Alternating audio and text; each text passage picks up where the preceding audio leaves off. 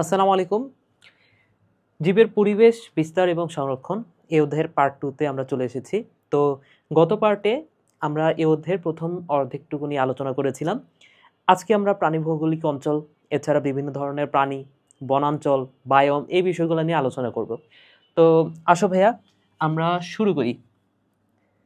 ঠিক আছে। তো দেখো বায়োম। বায়োম আসলে কি? গতদিন আমরা ইকোসিস্টেম সম্পর্কে জেনেছি। তো একটা বৃহৎ ইকোসিস্টেম সেটাকে আমরা বলতে পারি বায়োম। ইকোসিস্টেম মানে কি? বাস্তুতন্ত্র। হ্যাঁ? অর্থাৎ যেমন পুকুর হচ্ছে একটা বাস্তুতন্ত্র। কিন্তু পুকুর তো আসলে ছোট বিষয়, তাই না? এরকম আ যদি এটা একটা ইকোসিস্টেম, পুকুরকে আমরা বলতে পারি একটা ইকোসিস্টেম। তো এরকম যদি একটা বৃহৎ ইকোসিস্টেম আমি কল্পনা করি, যেমন একটা বনাঞ্চল, সেটা কি ভাইয়া? সেটা হচ্ছে একটা বায়োম। ওকে? সো বায়োম মানে কি? বায়োম মানে হচ্ছে একই ধরনের একই ধরনের জলবায়ু, একই ধরনের মাটি এবং একই জাতীয় বৈশিষ্ট্য সম্পন্ন উদ্ভিদ ও প্রাণী নিয়ে গঠিত একটি বৃহৎ ও পৃথকযোগ্য ইকোসিস্টেমকে বলা হচ্ছে বায়োম। তাহলে এখানে বৃহৎ এবং পৃথকযোগ্য, যেমন মরুভূমি। মরুভূমি বৃহৎ একটা এরিয়া নিয়ে তৈরি, তাই না? তো এইখানে জলবায়ু সেম, হ্যাঁ, বা এই যে একই বৈশিষ্ট্য সম্পন্ন উদ্ভিদ বা প্রাণী এখানে বাস করে, তাই না? তাহলে এই যে বৃহৎ একটা অঞ্চল, এটাকে আমরা বলতে পারি বায়োম। আচ্ছা, এখন তাহলে বায়োম এটা হতে পারে হয় জলজ অথবা স্থলজ। তাহলে বায়োম কত ধরনের যদি প্রশ্নে আসে, তাহলে অ্যান্সারটা হবে ভাইয়া বায়োম হচ্ছে দুই ধরনের। একটা হচ্ছে স্থলজ বায়োম এবং আরেকটা হচ্ছে জলজ বায়োম। আচ্ছা, ঠিক আছে। একটু 10 সেকেন্ড আমাকে সময় দাও ভাইয়া, আমি একটু ব্যাকগ্রাউন্ড কালারটা চেঞ্জ করে নিই। ঠিক আছে। তো আমরা প্রথমেই পড়ব স্থলজ বায়োম নিয়ে। ওকে? সো স্থলজ বায়োমের মধ্যে অনেক কিছু আছে, যেমন ডেজার্ট, মরুভূমির বায়োম, তাই না? এছাড়াও আরও কি আছে দেখো, গ্রাসল্যান্ড আছে বা তৃণভূমির বায়োম, এছাড়াও আছে সাভানা বায়োম, তুন্দ্রা বায়োম, এছাড়া বনভূমি, যে কোনো ধরনের বনভূমি, বনাঞ্চল, এটাও তো এক ধরনের বায়োম। এখন প্রশ্ন হচ্ছে ভাইয়া, এখানে তো অনেকগুলোই আছে, এখানে অনেকগুলো বায়োমই আছে। তো আমাদের জন্য ইম্পর্ট্যান্ট কোনটা? আমি বলবো যে আমার কাছে যেটা মনে হয় সবচেয়ে বেশি ইম্পর্ট্যান্ট হচ্ছে এই বনভূমির বায়োমটা। বুঝতে পেরেছো? এখানে যে এই যে মরুভূমি বা তুন্দ্রা, গ্রাসল্যান্ড, এই বায়োমগুলো কিন্তু বাংলাদেশে আসলে নাই। বাংলাদেশে আসলে কোন বায়োমটা আছে বলো তো? বনভূমির বায়োম। তাহলে আমার মনে হয় যে যেখানে আসলে বাংলাদেশ বিষয়টা আছে বা আমাদের দেশ নিয়ে যেখানে আলোচনা আছে, সেটাই পরীক্ষায় বেশি আসবে। বুঝতে পেরেছো? তো আমরা সবগুলো নিয়েই পড়বো, অল্প কিছু ইনফরমেশন পড়বো, মানে আমাদের যতটুকু পড়তেই হবে সেই অংশটুকু আমরা পড়বো। আসো আমরা ফার্স্টে বনভূমির বায়োমটাই ফার্স্টে করি। এবং বনভূমির বায়োমের মধ্যেও আবার দেখো অনেকগুলো ভাগ আছে। কিছু বনভূমি আছে যেটাকে বলা হয় ট্রপিক্যাল রেইন ফরেস্ট। এছাড়া কিছু বনভূমি আছে যাদেরকে বলা হচ্ছে এই যে ডেসিডুয়াস বা পত্রঝরা। ঠিক আছে? তো এরকম বিভিন্ন ধরনের বনভূমি আছে। তাহলে বনভূমির যে বায়োমগুলা প্রথমেই আসে, বনভূমির বায়োমের মধ্যে কি আছে দেখো, ট্রপিক্যাল রেইন ফরেস্ট। তো নামটা দেখে বুঝতে পারতেছো, নামের মধ্যে আছে রেইন। তাহলে রেইন মানে কি? বৃষ্টি। তার মানে কি এখানে বৃষ্টিপাতের হারটা বেশি, অনেক বেশি বৃষ্টিপাত হয় নামের মধ্যে যেহেতু রেইন আছে। তো এই বায়োমটা, এখানে তাহলে বৃষ্টিপাতের হারটা দেখো ভাইয়া, বৃষ্টিপাতের হারটা হচ্ছে 250 থেকে 450 সেন্টিমিটার, অনেক বেশি বৃষ্টিপাত। আচ্ছা, এবং এইখানে বেশ কয়েকটি ইনফরমেশন তোমাদের মনে রাখতে হবে। মনে রাখো, এটা কিন্তু বাংলাদেশে আসলে নাই। এই বায়োমটা বাংলাদেশে দেখা যায় না। এটা কোথায় দেখা যায়? যেমন এই রেইন ফরেস্টের সবচেয়ে বড় উদাহরণটা হচ্ছে আমেরিকার অ্যামাজন যে বনটা, তোমরা নিশ্চয়ই নাম শুনেছ। এটা কিন্তু সবচেয়ে বড় ট্রপিক্যাল রেইন ফরেস্ট। বুঝতে পেরেছো? তাহলে আমেরিকার অ্যামাজন অববাহিকা এটা হচ্ছে সবচেয়ে বড়। তোমাকে যদি প্রশ্ন করে যে সবচেয়ে বড় কোনটা, অ্যামাজন। এবং দ্বিতীয় বৃহত্তম কোনটা, সেটা হচ্ছে ইন্দোনেশিয়ার দ্বীপপুঞ্জ। তাহলে দ্বিতীয় বৃহত্তম যদি বলে ইন্দোনেশিয়ার দ্বীপপুঞ্জ, বাকিগুলো মনে না রাখলেও হবে। অন্তত এতটুকু মনে রাখতে হবে, আমেরিকার অ্যামাজন এবং ইন্দোনেশিয়ার যে দ্বীপপুঞ্জগুলো সেটা। আচ্ছা, এবং এইখান থেকে আরো একটা গুরুত্বপূর্ণ ইনফো মনে রাখতে হবে অবশ্যই, সেটা হচ্ছে ভাইয়া, সেটা হচ্ছে এই যে অ্যামাজন অববাহিকা বা অ্যামাজন বন যেটাকে আমি বলতেছি, এইটাকে বলা হয় পৃথিবীর ফুসফুস। এইটা কোটি কোটি পার্সেন্ট ইম্পর্টেন্ট তথ্য। এটাকে বলা হয় ভাইয়া পৃথিবীর ফুসফুস। কেন এটাকে বলা হচ্ছে পৃথিবীর ফুসফুস? এর কারণ হচ্ছে পৃথিবীতে যত পরিমাণ সালোক সংশ্লেষণ হয় এবং সালোক সংশ্লেষণের মাধ্যমে যে অক্সিজেনটা তৈরি হয় তার 20%ই তৈরি হয় এই বন থেকে। বুঝতে পেরেছো? তাহলে পৃথিবীর ফুসফুস কেন বলা হচ্ছে? কারণ 20% অক্সিজেনই কিন্তু আসতেছে এই অ্যামাজন বন থেকে। এবং এই নামটা আশা করি শুনেছো তোমরা ছোটবেলা থেকেই, কার্টুনে বা বিভিন্ন জায়গাতে শুনেছো। আচ্ছা, তাহলে এই ট্রপিক্যাল রেইন ফরেস্ট থেকে আরো ছোট্ট একটা ইনফরমেশন মনে রাখতে হবে। দুইটা নাম আমি বলি তোমাদেরকে একটু, ঠিক আছে? তাহলে এখান থেকে দুইটা নাম একটু মনে রাখতে হবে, দুইটা ওয়ার্ড। একটাকে বলা হচ্ছে ক্যানোপি, ক্যানোপি, এবং আরেকটা হচ্ছে ইমার্জেন্ট, ইমার্জেন্ট। সো এই দুটো ওয়ার্ড একটু মনে রাখতে হবে। এর কারণ হচ্ছে যে ট্রপিক্যাল রেইন ফরেস্ট যেটা, এখানে দুই ধরনের উদ্ভিদ পাওয়া যায়, একটাকে বলা হচ্ছে ক্যানোপি এবং আরেকটা হচ্ছে ইমার্জেন্ট। আমি একটু বুঝাই তোমাদের, অন্য একটি স্লাইড নিই। দেখো, আমরা যদি এই বনটাকে যদি আমরা ওপর থেকে একটু দেখি, ধরে নাও এটা হচ্ছে মাটি, তো ওপর থেকে আমরা দেখলে দেখবো যে এই বনের বেশিরভাগ উদ্ভিদ প্রায় একই রকম উচ্চতার। হ্যাঁ, এটা সম্ভবত ওই যে বই আছে, একটু দেখে নিও, 35 মিটার থেকে সম্ভবত 40 মিটার বা 50 মিটার পর্যন্ত। আচ্ছা, তাহলে এইখানে যে বৃক্ষগুলো আছে সেটা দেখতে দেখো যে এরকম সবগুলো যেহেতু একই উচ্চতার, এইরকম একটু উচ্চতার মনে হয়। তাহলে এটাকে আমরা বলি ক্যানোপি। এই বিষয়টাকে আমরা বলবো, এই গাছগুলোকে আমরা বলবো ক্যানোপি, ক্যানোপি। কিন্তু এর মধ্যে কিছু কিছু উদ্ভিদ আছে যে উদ্ভিদগুলা আবার এই গাছগুলাকেও ছাড়ায় যায়। বুঝতে পেরেছো? এটা প্রায় 60 মিটারের মতো উচ্চতা হয় এটার। বুঝতে পেরেছো? তাহলে দেখো এইখানে সবগুলা উদ্ভিদ একই রকম উচ্চতার। তাহলে এগুলো দেখতে দেখো, এটা যে গঠনটা তৈরি করছে এটাকে বলা হচ্ছে ক্যানোপি।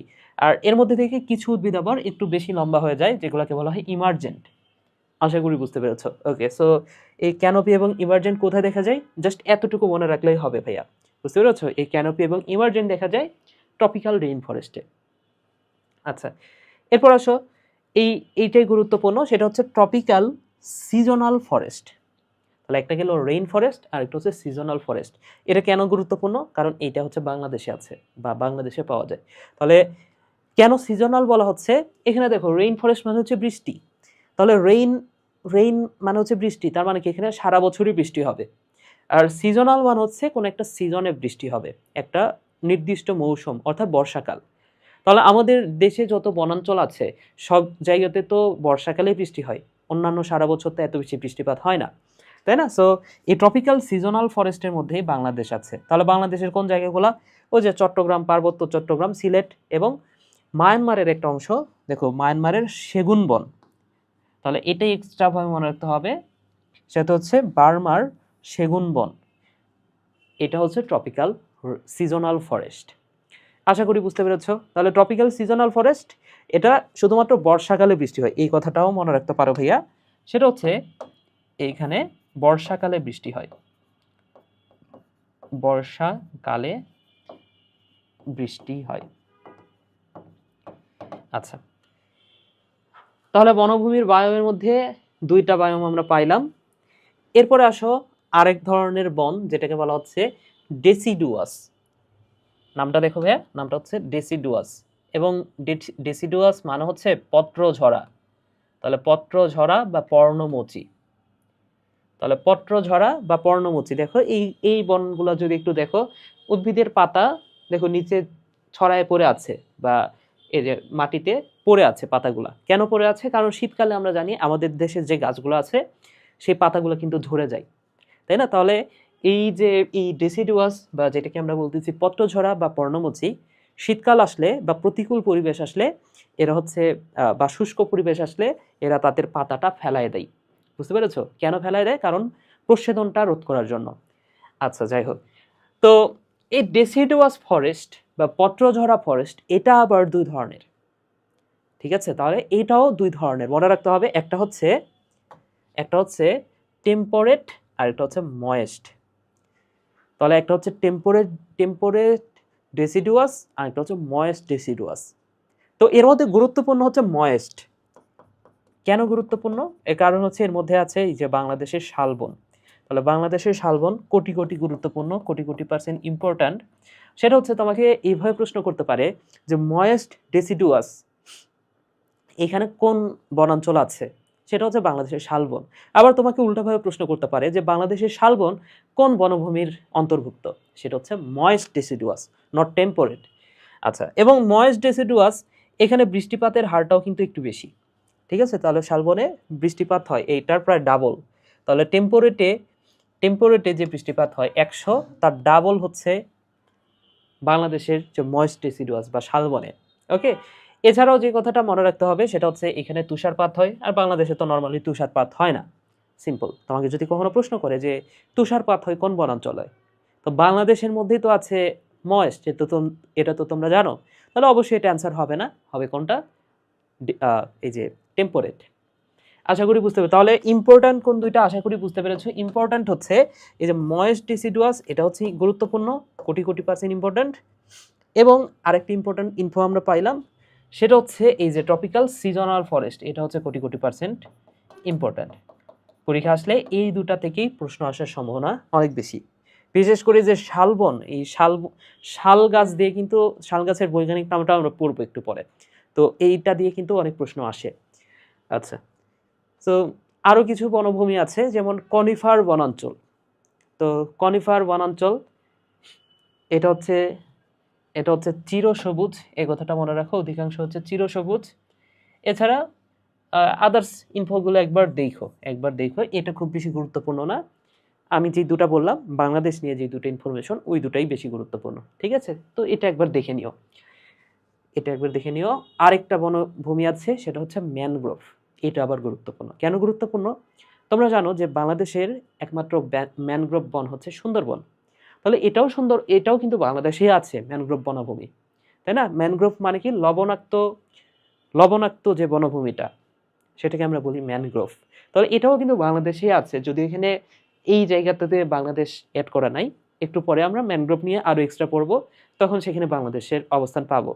তো এইখান থেকে যদি কিছু মনে রাখতে চাও, যেমন বাংলাদেশ বাদেও এখানে বলছে ওয়েটল্যান্ড বায়োমের অন্তর্ভুক্ত। আচ্ছা, এবং এইটা কত ডিগ্রি অ্যাঙ্গেলে অবস্থিত, এটা এভাবে পড়তে পারো যে বউ, ঠিক আছে? তাহলে ম্যানগ্রোভ, ঠিক আছে? বা মাতে এভাবে পড়তে পারো, মাতে হচ্ছে মামা, তাহলে মামার বউ এভাবে পড়তে পারো, ঠিক আছে? সো মামার বউ মানে কি? ম্যানগ্রোভ বনভূমির বতে হচ্ছে 32, উতে উত্তর, তাহলে কত ডিগ্রি উত্তরে? 32 ডিগ্রি উত্তরে, এভাবে পড়তে পারো। হ্যাঁ, এটা যে পরীক্ষায় আসবে এরকম কোনো কথা নাই, পরীক্ষায় না আসার সম্ভাবনাটাই বেশি। তারপরে মনে রাখো, যেহেতু ম্যানগ্রোভ বাংলাদেশ বিষয়টা আছে, আর বাংলাদেশ বিষয়টা থাকলে সেটা আমার মনে হয়েছে সব কিছুই পড়া দরকার। এখান থেকে অন্য কিছু না পড়লেও আমি খুব একটা কিছু বলবো না তোমাকে, তবে বাংলাদেশ রিলেটেড কিছু থাকলে অবশ্যই তোমাকে সেটা পড়তে হবে। বুঝতে পেরেছ? তো এখানে এটা এভাবে পড়তে পারো যে মামার বউ, বউ মানে হচ্ছে 32, উ মানে হচ্ছে উত্তর, ঠিক আছে? সো 32 ডিগ্রি উত্তরে। তাহলে বনভূমির বায়োম আমরা পড়ে শেষ করলাম। বনভূমির বায়োমের মধ্যে আবার 5 প্রকার প্রকারভেদ পড়েছি আমরা। এর মধ্যে যেটা পর্ণমোচী, সেটা আবার 2 ধরনের, টেম্পোরেট এবং ময়েস্ট। ওকে, তাহলে আরও কি কি বায়োম আছে? আমরা একদম শুরুর দিকে যাই। আরও কি কি বায়োম আছে? তো এই যে দেখো, মরুভূমির বায়োম, গ্রাসল্যান্ড, সাভানা। তো যদি বলো ভাইয়া এদের মধ্যে আবার সবচেয়ে গুরুত্বপূর্ণ কে, বা সবচেয়ে বেশি প্রশ্ন কোথা থেকে আসতে পারে, সেটা হচ্ছে তুন্দ্রা বায়োম। এটা নিয়ে সব কিছুই পড়তে হবে, অন্য বায়োমগুলো নিয়ে একটু কম পড়লেও সমস্যা নাই, তবে এই তুন্দ্রা বায়োম নিয়ে তোমার সব কিছুই পড়তে হবে। আচ্ছা, সো এই তুন্দ্রা বায়োম, এটারই আরেকটা নাম হচ্ছে ভাইয়া আর্কটিক বায়োম, মনে রাখো। এটারই আরেকটা নাম হচ্ছে আর্কটিক বায়োম। Arctic biome. তো নামের মধ্যে দেখো আছে আর্ক, আর এই আর্ক কথাটার অর্থ হচ্ছে উত্তর। তাহলে নামের মধ্যে আছে আর্ক, এই আর্ক কথাটার অর্থ হচ্ছে উত্তর, ঠিক আছে? তাহলে যেখানেই দেখবা আর্ক, এই আর্ক মানে বুঝে যাবা এটা হচ্ছে উত্তর। আচ্ছা, একটু পরে এটা নিয়ে আমরা আসবো, একটু পরে যখন প্রাণী ভৌগোলিক অঞ্চল পড়বো তখন দেখবা যে আর্ক কথাটা বারবার আসতেছে। ওকে, সো আর্ক মানে হচ্ছে উত্তর।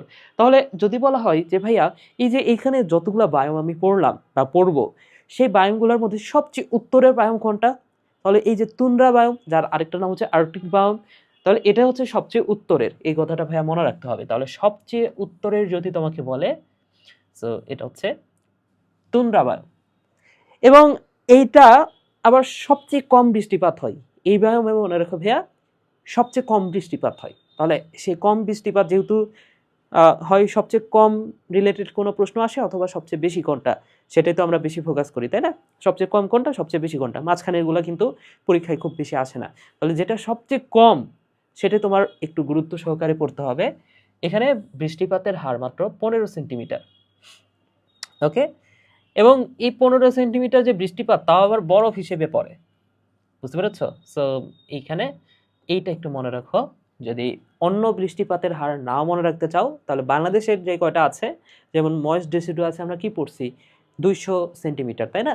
আর এখানে হচ্ছে 15 সেন্টিমিটার। এবং এইখানে যেহেতু বুঝতেই পারতেছো বরফ পড়ে, তার মানে কি এটা হচ্ছে বরফের এলাকা বলা যায়। তো বরফের এলাকায় যখন গ্রীষ্মকাল আসে, সেটা মাত্র 6 থেকে 8 সপ্তাহ। এখানে 10 সপ্তাহ আছে, এটা একটু কারেকশন করে নাও। এটা হচ্ছে 6 থেকে 8 সপ্তাহ গ্রীষ্মকাল স্থায়ী হয়। আচ্ছা, এবং তুন্দ্রা অঞ্চলের প্রধান যে উদ্ভিদ সেটা হচ্ছে মস এবং লাইকেন। কোটি কোটি % ইম্পর্ট্যান্ট। মস এবং লাইকেন হচ্ছে তুন্দ্রা অঞ্চলের প্রধান উদ্ভিদ। দেখো, এটা হচ্ছে বরফের অঞ্চল, এবং বরফের অঞ্চলে কোন উদ্ভিদটা জন্মাবে বলো?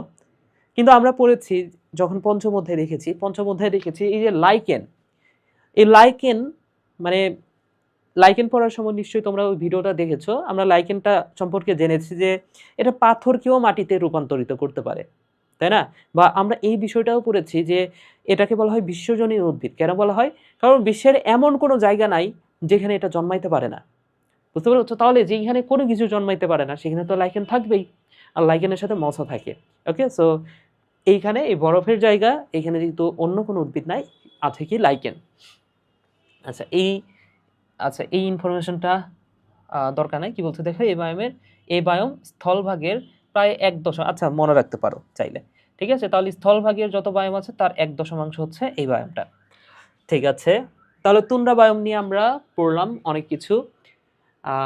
ঠিক আছে, এতটুকু পড়ো।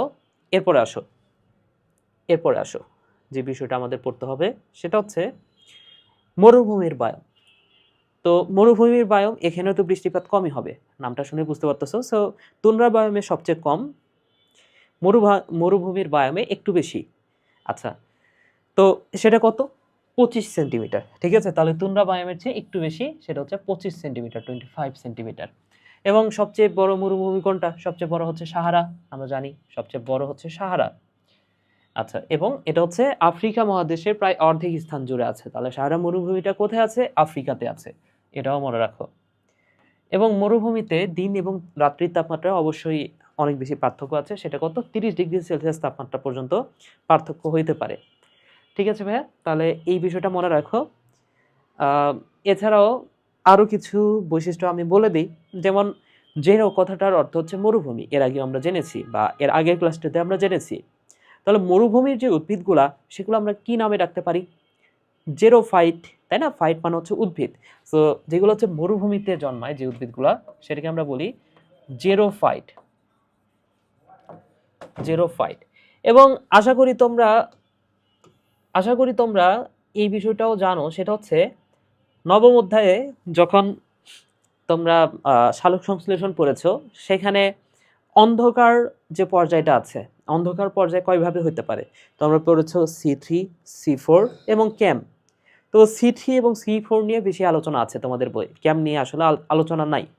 তো ক্যাম উদ্ভিদগুলা, এই যে মরুভূমির যে উদ্ভিদগুলা, তারা হচ্ছে ক্যাম চক্রের মাধ্যমে এই অন্ধকার যে পর্যায়টা সেটা সম্পন্ন করে, বুঝতে পেরেছো? সো এই অন্ধকার এখানে যে জেরোফাইটগুলা, তাদের মধ্যে ক্যাম উদ্ভিদ আছে, বুঝতে পেরেছো? ক্যাম মানে হচ্ছে ক্র্যাসালুসিয়ান অ্যাসিড মেটাবলিজম। সো এখানে কি আছে ভাইয়া? ক্যাম, ক্র্যাসালুসিয়ান অ্যাসিড মেটাবলিজম। এই ক্যাম উদ্ভিদগুলা এই মরুভূমিতেই পাওয়া যায় উদ্ভিদ। এবং যেহেতু মরুভূমি, এখানে এমন উদ্ভিদগুলাই জন্মাবে যে উদ্ভিদগুলা তীব্র তাপ সহ্য করতে পারে। বা এখানে যে প্রাণীগুলো পাওয়া যায়, যেমন সান্ডায়, যে দেখো সান্ডা পাওয়া যায়, তো এই সান্ডা কিন্তু তীব্র তাপ সহ্য করতে পারে, বুঝতে পেরেছো? সো এই হচ্ছে বিষয়। এবং এই উদ্ভিদগুলা বেশিরভাগই হচ্ছে নিশাচর মরুভূমির, ঠিক আছে? এগুলো চিন্তা করলেই বোঝা যায়, এগুলো আসলে না পড়লেও তুমি পরীক্ষায় প্রশ্নে অ্যান্সার করতে পারবা, যদি কখনো পরীক্ষায় প্রশ্ন হয়। কেন? কারণ দেখো এই উদ্ভিদ এই যেহেতু রাতের বেলা তাপমাত্রাটা অনেক বেশি কম, এখানে এই সময়টাতে প্রাণীর চলাচল সহজ হয়, কিন্তু দিনের বেলা অধিক তাপমাত্রার সময় তারা হচ্ছে লুকায়ে থাকে, বুঝতে পেরেছো? এছাড়াও পত্ররন্ধ্র যেটা, সেটা রাতের বেলা খোলা থাকে। এই কথাটাও মনে রাখো যে এই উদ্ভিদগুলার, এই যে ডিজার্ট বা মরুভূমির যে উদ্ভিদগুলা, তাদের পত্ররন্ধ্রটা কখন খোলা থাকে? রাতের বেলা খোলা থাকে, ঠিক আছে? ওকে, তাহলে এরপরে আসো গ্রাসল্যান্ড। গ্র্যান্স হয়ে গেছে, গ্র্যান্স না, এই দন্তান্নটা চলে যাবে, বাদ যাবে, এটা হচ্ছে গ্রাস। গ্রাস মানে হচ্ছে ঘাস। তাহলে আমি যদি তোমাকে বলি যে এই গ্রাসল্যান্ডের বা তৃণভূমির প্রধান ভেজিটেশন কি, ঠিক আছে? সো তোমাকে যদি পরীক্ষা প্রশ্ন করে যে প্রধান ভেজিটেশন গ্রাসল্যান্ডের, প্রধান ভেজিটেশন, সেটা কিন্তু ঘাস, তাই না? নামের মধ্যে আছে গ্রাস, সো গ্রাস মানে হচ্ছে ঘাস। এবং গ্রাসল্যান্ড, একটা বিষয় এখান থেকে কোটি কোটি পার্সেন্ট ইম্পর্ট্যান্ট, সেটা হচ্ছে যেহেতু গ্রাস মাটিতে জন্মাচ্ছে, হ্যাঁ, বা ওই যে তৃণভূমির যে উদ্ভিদগুলো আমরা দেখেছিলাম ওই যে কি পড়ার সময়, এর আগে একটা টপিক ছিল, হ্যাঁ, তো সেইখানে আমরা দেখেছি যে তৃণভূমির যে অঞ্চলটা, সেখানে কিন্তু হিউমাস থাকে, হ্যাঁ, অর্থাৎ মৃত যে উদ্ভিদ প্রাণী সেগুলো গলে গলে কিন্তু এ মাটিতে ছড়ায় যায়। তাহলে তৃণভূমিতে কি থাকে? তৃণভূমিতে হিউমাসটা বেশি থাকে। তো এটাই অনেক বেশি গুরুত্বপূর্ণ, সেটা হচ্ছে এর মাটিটা হিউমাস সমৃদ্ধ। এটাই crore crore percent important info, ঠিক আছে? সো গ্রাসল্যান্ড থেকে এই একটা বিষয় ভালো করে পড়বা, যে এখানে হিউমাসটা বেশি থাকে। আচ্ছা, এরপরে এসো ভাইয়া, এরপর হচ্ছে সাভানা বায়োম। তো এটা হচ্ছে বিশেষ ধরনের গ্রাসল্যান্ড, ঠিক আছে? সো এই সাভানা বায়োমটা কি? এটা হচ্ছে বিশেষ ধরনের গ্রাসল্যান্ড, বিশেষ ধরনের গ্রাসল্যান্ড। তো গ্রাসল্যান্ডে আসলে কি হতো? গ্রাসল্যান্ডে গ্রাসল্যান্ডে যেই ঘটনাটা ঘটতো ভাইয়া, গ্রাসল্যান্ডে তোমার কি ছিল ভাইয়া? এখানে শুধুমাত্র ঘাস জন্মায়। গ্রাস মানে হচ্ছে তৃণভূমি, তার মানে কি তৃণ উদ্ভিদগুলা, ছোট ছোট যে উদ্ভিদগুলা। কিন্তু এই সাভানা বায়োম, এটা যেহেতু বিশেষ ধরনের গ্রাসল্যান্ড, এটাও গ্রাসল্যান্ডের মতোই, কিন্তু এর মাঝে মাঝে আবার কিছু বনাঞ্চল বা ঝোপ জঙ্গল দেখা যায়, বুঝতে পেরেছো? তাহলে এইটা গ্রাসল্যান্ডের দিকে যদি তুমি খেয়াল করো, এখানে তো কোনো চিত্র নাই। আচ্ছা, গ্রাসল্যান্ড মানে হচ্ছে একদম তৃণভূমি, পুরোটাই যতদূর চোখ যাবে সব জায়গাটা জুড়ে কি আছে ভাইয়া? সব জায়গাতে জুড়ে খালি তৃণভূমি, ঠিক আছে, বা ঘাস আছে সোজা বাংলায় বললে।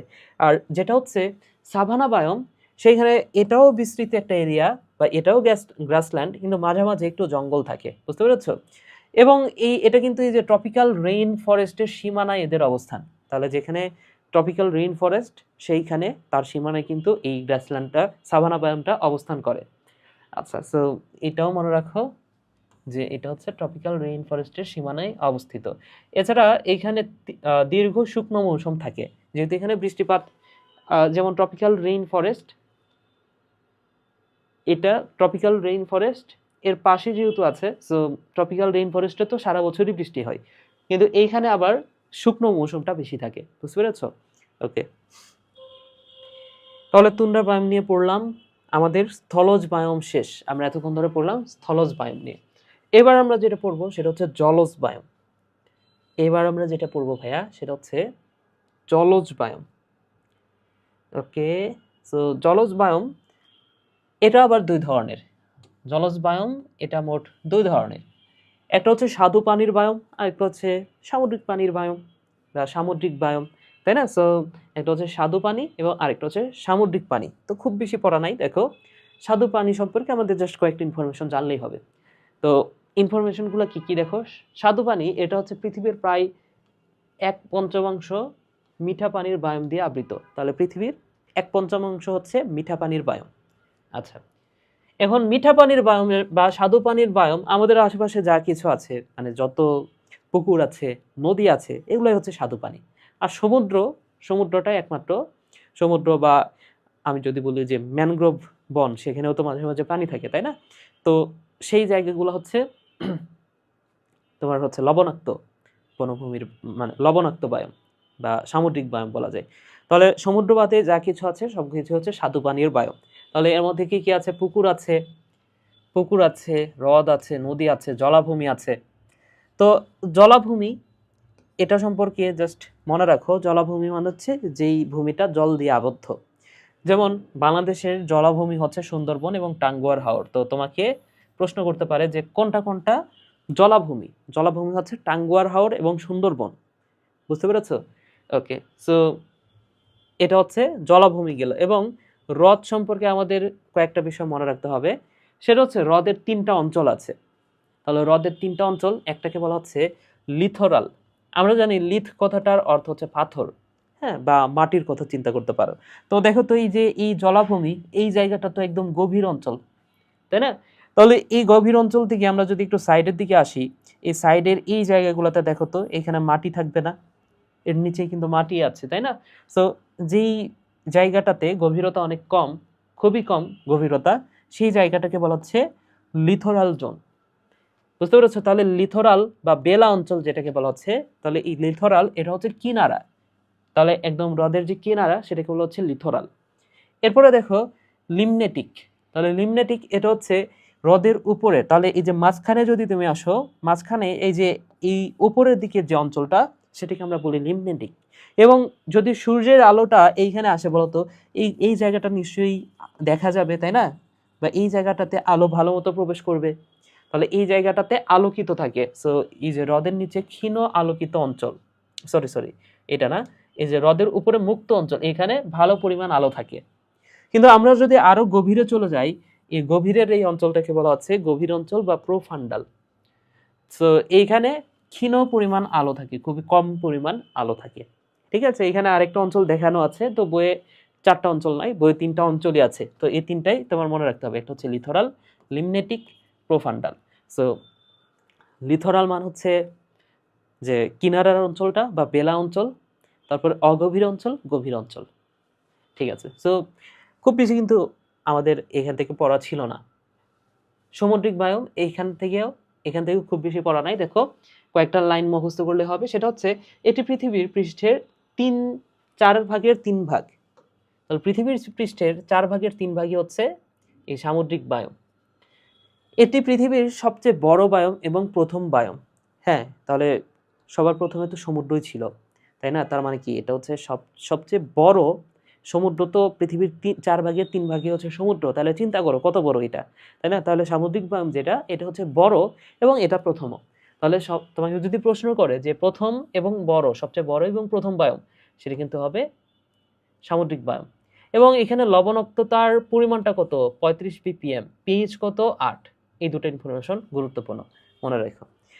তো আমরা পুকুরের 3টা অঞ্চল পড়ছি, লিথোরাল, লিমনেটিক, প্রোফান্ডাল। এখানে 4টা অঞ্চল আছে সমুদ্রের। তো সমুদ্রের প্রথম যে অঞ্চলটা সেটা হচ্ছে গরান অঞ্চল, পোলাজিক অঞ্চল, বেন্থিক অঞ্চল, এবিসাল অঞ্চল। তো বুঝতেই পারতেছো যে গরান মানে কি, তাহলে কিনারার যে অঞ্চলগুলা। ঠিক আছে, সো এই গরান অঞ্চলে এখানে কিন্তু প্রতিদিন 2বার জোয়ার ভাটা হয়। তো এটাই গুরুত্বপূর্ণ ইনফরমেশন। তো গরান অঞ্চলে কি হয়? 2বার জোয়ার ভাটা হয়। এরপরে ওপরের যে সারফেস সেটাকে আমরা কি বলি? পোলাজিক। তাহলে এই যে পৃষ্ঠীয় যে অঞ্চলটা সেটা হচ্ছে পোলাজিক। বেন্থিক মানে পোলাজিকের নিচে অল্প আলো যেখানে প্রবেশ করে সেটা হচ্ছে বেন্থিক। এবং এবিসাল এটা হচ্ছে একদম গভীরতম স্থান। বুঝতে পেরেছো? সো এখানে হচ্ছে দেখো গরান, এখানে 2বার জোয়ার ভাটা হয়। পোলাজিক, বেন্থিক, এবিসাল, জাস্ট নামগুলো পড়ো তাইলেই হবে, তাইলে এমনিতেই এগুলো মনে থাকবে। তাহলে গরান, তারপর হচ্ছে এই যে পোলাজিক, বেন্থিক, এবিসাল। গরান, পোলাজিক, বেন্থিক, এবিসাল। ঠিক আছে ভাইয়া, নামগুলো জাস্ট মনে রাখবা। সো এরপরে যেই ইনফরমেশনটা, যে টপিকটা, সেটা হচ্ছে প্রাণী ভৌগোলিক অঞ্চল। এখানে 6টা প্রাণী ভৌগোলিক অঞ্চল নিয়ে আলোচনা করা আছে। এই টপিকটা অনেকে স্কিপ করে যাও। হ্যাঁ, এখানে কারণ দেখো এইখানে কি কি পড়া আছে। এখানে আছে যে প্রধান মেরুদণ্ডী প্রাণীসমূহ কি কি। ঠিক আছে, সো এই জিনিসটা কি আসলে মনে রাখা সম্ভব সবগুলা? এবার 6টা প্রাণী ভৌগোলিক অঞ্চলে অনেক কয়েকশো প্রাণীর নাম দেওয়া আছে, এবং সবগুলা কি আলাদাভাবে মনে রাখা সম্ভব না। দেখো হরিণ, ভাল্লুক, নেকড়ে, ভোঁদড়। তো যেহেতু সম্ভব না, এই কারণে সবাই এই বিষয়টা স্কিপ করে। আবার দেখো এটার অন্তর্ভুক্ত এলাকা সমূহ কোনগুলা, তো সবগুলো আসলে অ্যাকুরেটলি মনে রাখা অনেক সময় সম্ভব হয় না, এই কারণে সবাই স্কিপ করে যায়। দেখো এখানে সবগুলোতে অনেকগুলো প্রাণীর নাম দেওয়া আছে, অনেকগুলো এলাকাভুক্ত এলাকা কোন কোন এলাকা নিয়ে গঠিত সেটা বলা আছে। তো আমি একটু চেষ্টা করব তোমাদের জন্য কিছুটা সহজ করার, ঠিক আছে? আলটিমেটলি তো তোমাদেরই মুখস্থ করতে হবে, কিন্তু আমি তোমাদের জন্য একটু সহজ করার চেষ্টা করি। তো প্রাণী ভৌগোলিক অঞ্চল এটা সম্পর্কে যে বিষয়টা প্রথমেই তোমার জানতে হবে, একজন বিজ্ঞানী, এখানে বলা আছে পিএল ফ্লেটার, তবে এটা বইয়ে ইংলিশে লেখা আছে ফ্লেটার না, বিভিন্ন বইয়ে আসলে বিভিন্ন উচ্চারণ করা আছে। তো বইয়ে যে উচ্চারণটা সেটা সম্ভবত স্কেলেটার বা এই টাইপের কিছু একটা, তোমরা একটু দেখে নিবা। আচ্ছা এখানে ফ্লেটার লেখা আছে, ফ্লেটারটাই আমরা পড়তেছি। তাহলে পিএল স্কায়াটার মেবি, ঠিক আছে? সো বইয়ে কি আছে তোমার বইয়ে সেটা একটু দেখে নিই। বিভিন্ন বইয়ে বিভিন্ন রকম আছে, আবুল হাসান স্যারের বইটা যেহেতু আমরা ফলো করি সেখানে সম্ভবত স্কায়াটার আছে, ওকে, ইংলিশ দিয়ে লেখা আছে। সো পিএল স্কায়াটার এই যে প্রাণী ভৌগোলিক অঞ্চল, এখানে যে 6টা প্রাণী ভৌগোলিক অঞ্চল আছে এইটাকে উনি হচ্ছে পৃথক করছে, বা উনি হচ্ছে এই প্রাণী ভৌগোলিক অঞ্চলের আবিষ্কারক কে? স্কায়াটার, বা এখানে আছে ফ্লেটার। বুঝতে পেরেছো? এখন কথা হচ্ছে যে এই প্রাণী ভৌগোলিক অঞ্চলগুলা কিসের ভিত্তিতে উনি নির্ধারণ করছে? মনে রাখো এটাও গুরুত্বপূর্ণ, সেটা হচ্ছে পক্ষীকুলের ভিত্তিতে। তাহলে পাখির ভিত্তিতে এই ফ্লেটার প্রাণী ভৌগোলিক অঞ্চলকে 6টি অঞ্চলে ভাগ করেন। পরবর্তীতে আরেকজন বিজ্ঞানী সেটা হচ্ছে বিজ্ঞানী ওয়ালেস, ইনি এই বিভাজনকে সমর্থন করেন এবং সামান্য পরিবর্তন করেন। সামান্য পরিবর্তনটা কি? উনি করছিল পাখির উপর ভিত্তি করে প্রাণী ভৌগোলিক অঞ্চল, আর এই ওয়ালেস এসে এই পাখির সাথে মেরুদণ্ডী প্রাণী অ্যাড করছে। বুঝতে পেরেছো? তাহলে মেরুদণ্ডী প্রাণী অ্যাড করে উনি জাস্ট এই 6টাই রেখেছে। উনি যে 6টা দিয়েছিল অঞ্চল, এই ওয়ালেস এসে সেই সেম কথাটাই বলছে যে হ্যাঁ ভাই তোমারটাই ঠিক আছে, আমি জাস্ট মেরুদণ্ডী প্রাণীগুলো অ্যাড করে দিলাম পাখির সাথে। বুঝতে পেরেছো? তো এই হচ্ছে, যদি তোমাকে প্রশ্ন করে যে সর্বপ্রথম কে প্রাণী ভৌগোলিক অঞ্চল আবিষ্কার করেন, সেটা হচ্ছে স্কায়াটার। এবং তোমাকে যদি বলে যে এই বিভাজনটা সামান্য পরিবর্তন করেন হচ্ছে ওয়ালেস।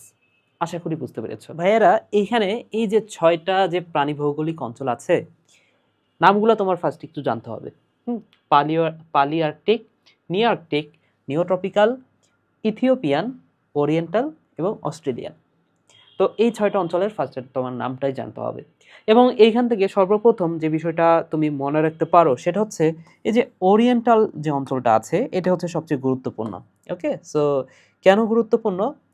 কারণ আমি বলেছি যে বাংলাদেশ রিলেটেড যা কিছু আছে সবই গুরুত্বপূর্ণ, অর্থাৎ এই ওরিয়েন্টাল অঞ্চল এর মধ্যে বাংলাদেশ আছে, এবং বইয়ে দেখবে যে এইটা নিয়ে সবচেয়ে বেশি আলোচনা আছে। তার মানে কি, প্রশ্ন যদি আসেই এখান থেকে আসার সম্ভাবনা বেশি, তাই না? সো তোমার যেটা জানতে হবে, এই ওরিয়েন্টাল অঞ্চল এইখানে আসলে বাংলাদেশ আছে, এখানে আসলে বাংলাদেশ আছে। এবং বাংলাদেশ যেহেতু এই অঞ্চলের অন্তর্ভুক্ত, সো বাংলাদেশের আশেপাশে আরও যে দেশগুলো আছে, শ্রীলঙ্কা, মিয়ানমার, ভারত, এই সব মিলায়ে এই ওরিয়েন্টাল অঞ্চল। বুঝতে পেরেছো? তো আমি যদি একটু দেশগুলো দেখাই তোমাদের, এটা আশা করি এমনিতেই পারবা। এখন কেন পারবা? কারণ এইখানে বাংলাদেশের আশেপাশে কোন কোন দেশ আছে এগুলো আশা করি জানো, যে Bangladesh, Bharat, Pakistan, Afghanistan, Nepal, Bhutan, Sri Lanka, Myanmar, Malaysia, Thailand, Singapore, তাই না? তাহলে বাংলাদেশের আশেপাশে, আমাদের আশেপাশে যেই অঞ্চলটা সেটা হচ্ছে ওরিয়েন্টাল অঞ্চল। তো এটা আশা করি পারবা। এখন আমাদের আশেপাশে যে প্রাণীগুলো সেগুলো তো আমরা জানি কি কি প্রাণী আছে। যেমন বাঘ আছে, হাতি আছে, ভাল্লুক আছে, ওরাং ওটাং। এই যে এই আনকমন নামগুলো একটু মনে রাখতে হবে। টাপির, লজ্জাপতি বানর, বাদুর, বনরুই, কবুতর, ফিঙে, এগুলো হচ্ছে এই যে ওরিয়েন্টাল অঞ্চল, এই ওরিয়েন্টাল অঞ্চলের কি বলবো, মানে প্রাণী, মেরুদণ্ডী প্রাণী। আচ্ছা, এখন বিষয়টা হচ্ছে যে এটা তো আমরা পড়তেছি প্রাণী ভৌগোলিক অঞ্চল নিয়ে, তার মানে কি এখানে আসলে কি কি প্রাণী আছে এটা আমাদের মেইনলি একটু ভালো করে পড়তে হবে। আচ্ছা, তো আমি অ্যাডমিশনের সময় এই যে এই নামগুলা কি কি আসলে আছে এটা একভাবে মনে রাখতাম।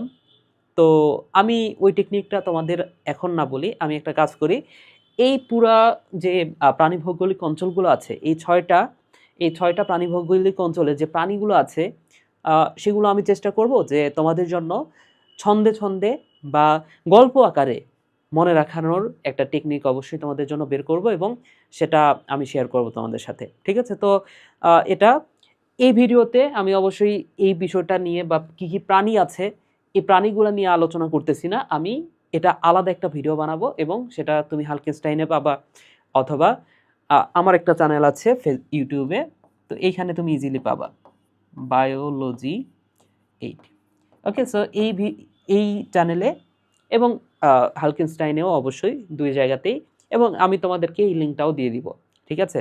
সো যারা ভর্তি হবা তারা তো এই লিঙ্কটা এমনিতেই দেখতে পারবা। ঠিক আছে? সো তোমাদের কোর্স, তোমাদের যতদিন এই কোর্সটা ছাড়া হবে তার মধ্যে আমি ওই ভিডিওটাও বানায় ফেলবো। ঠিক আছে ভাইয়া? সো ওইখানে আমি গল্পে, গল্পে তোমাদের জন্য এই যে প্রাণী ভৌগোলিক অঞ্চলের যে প্রাণীগুলা সেইগুলা তোমাদের মানে একদম গল্পে, গল্পে সহজে বুঝাই দিব। ওকে ভাইয়া?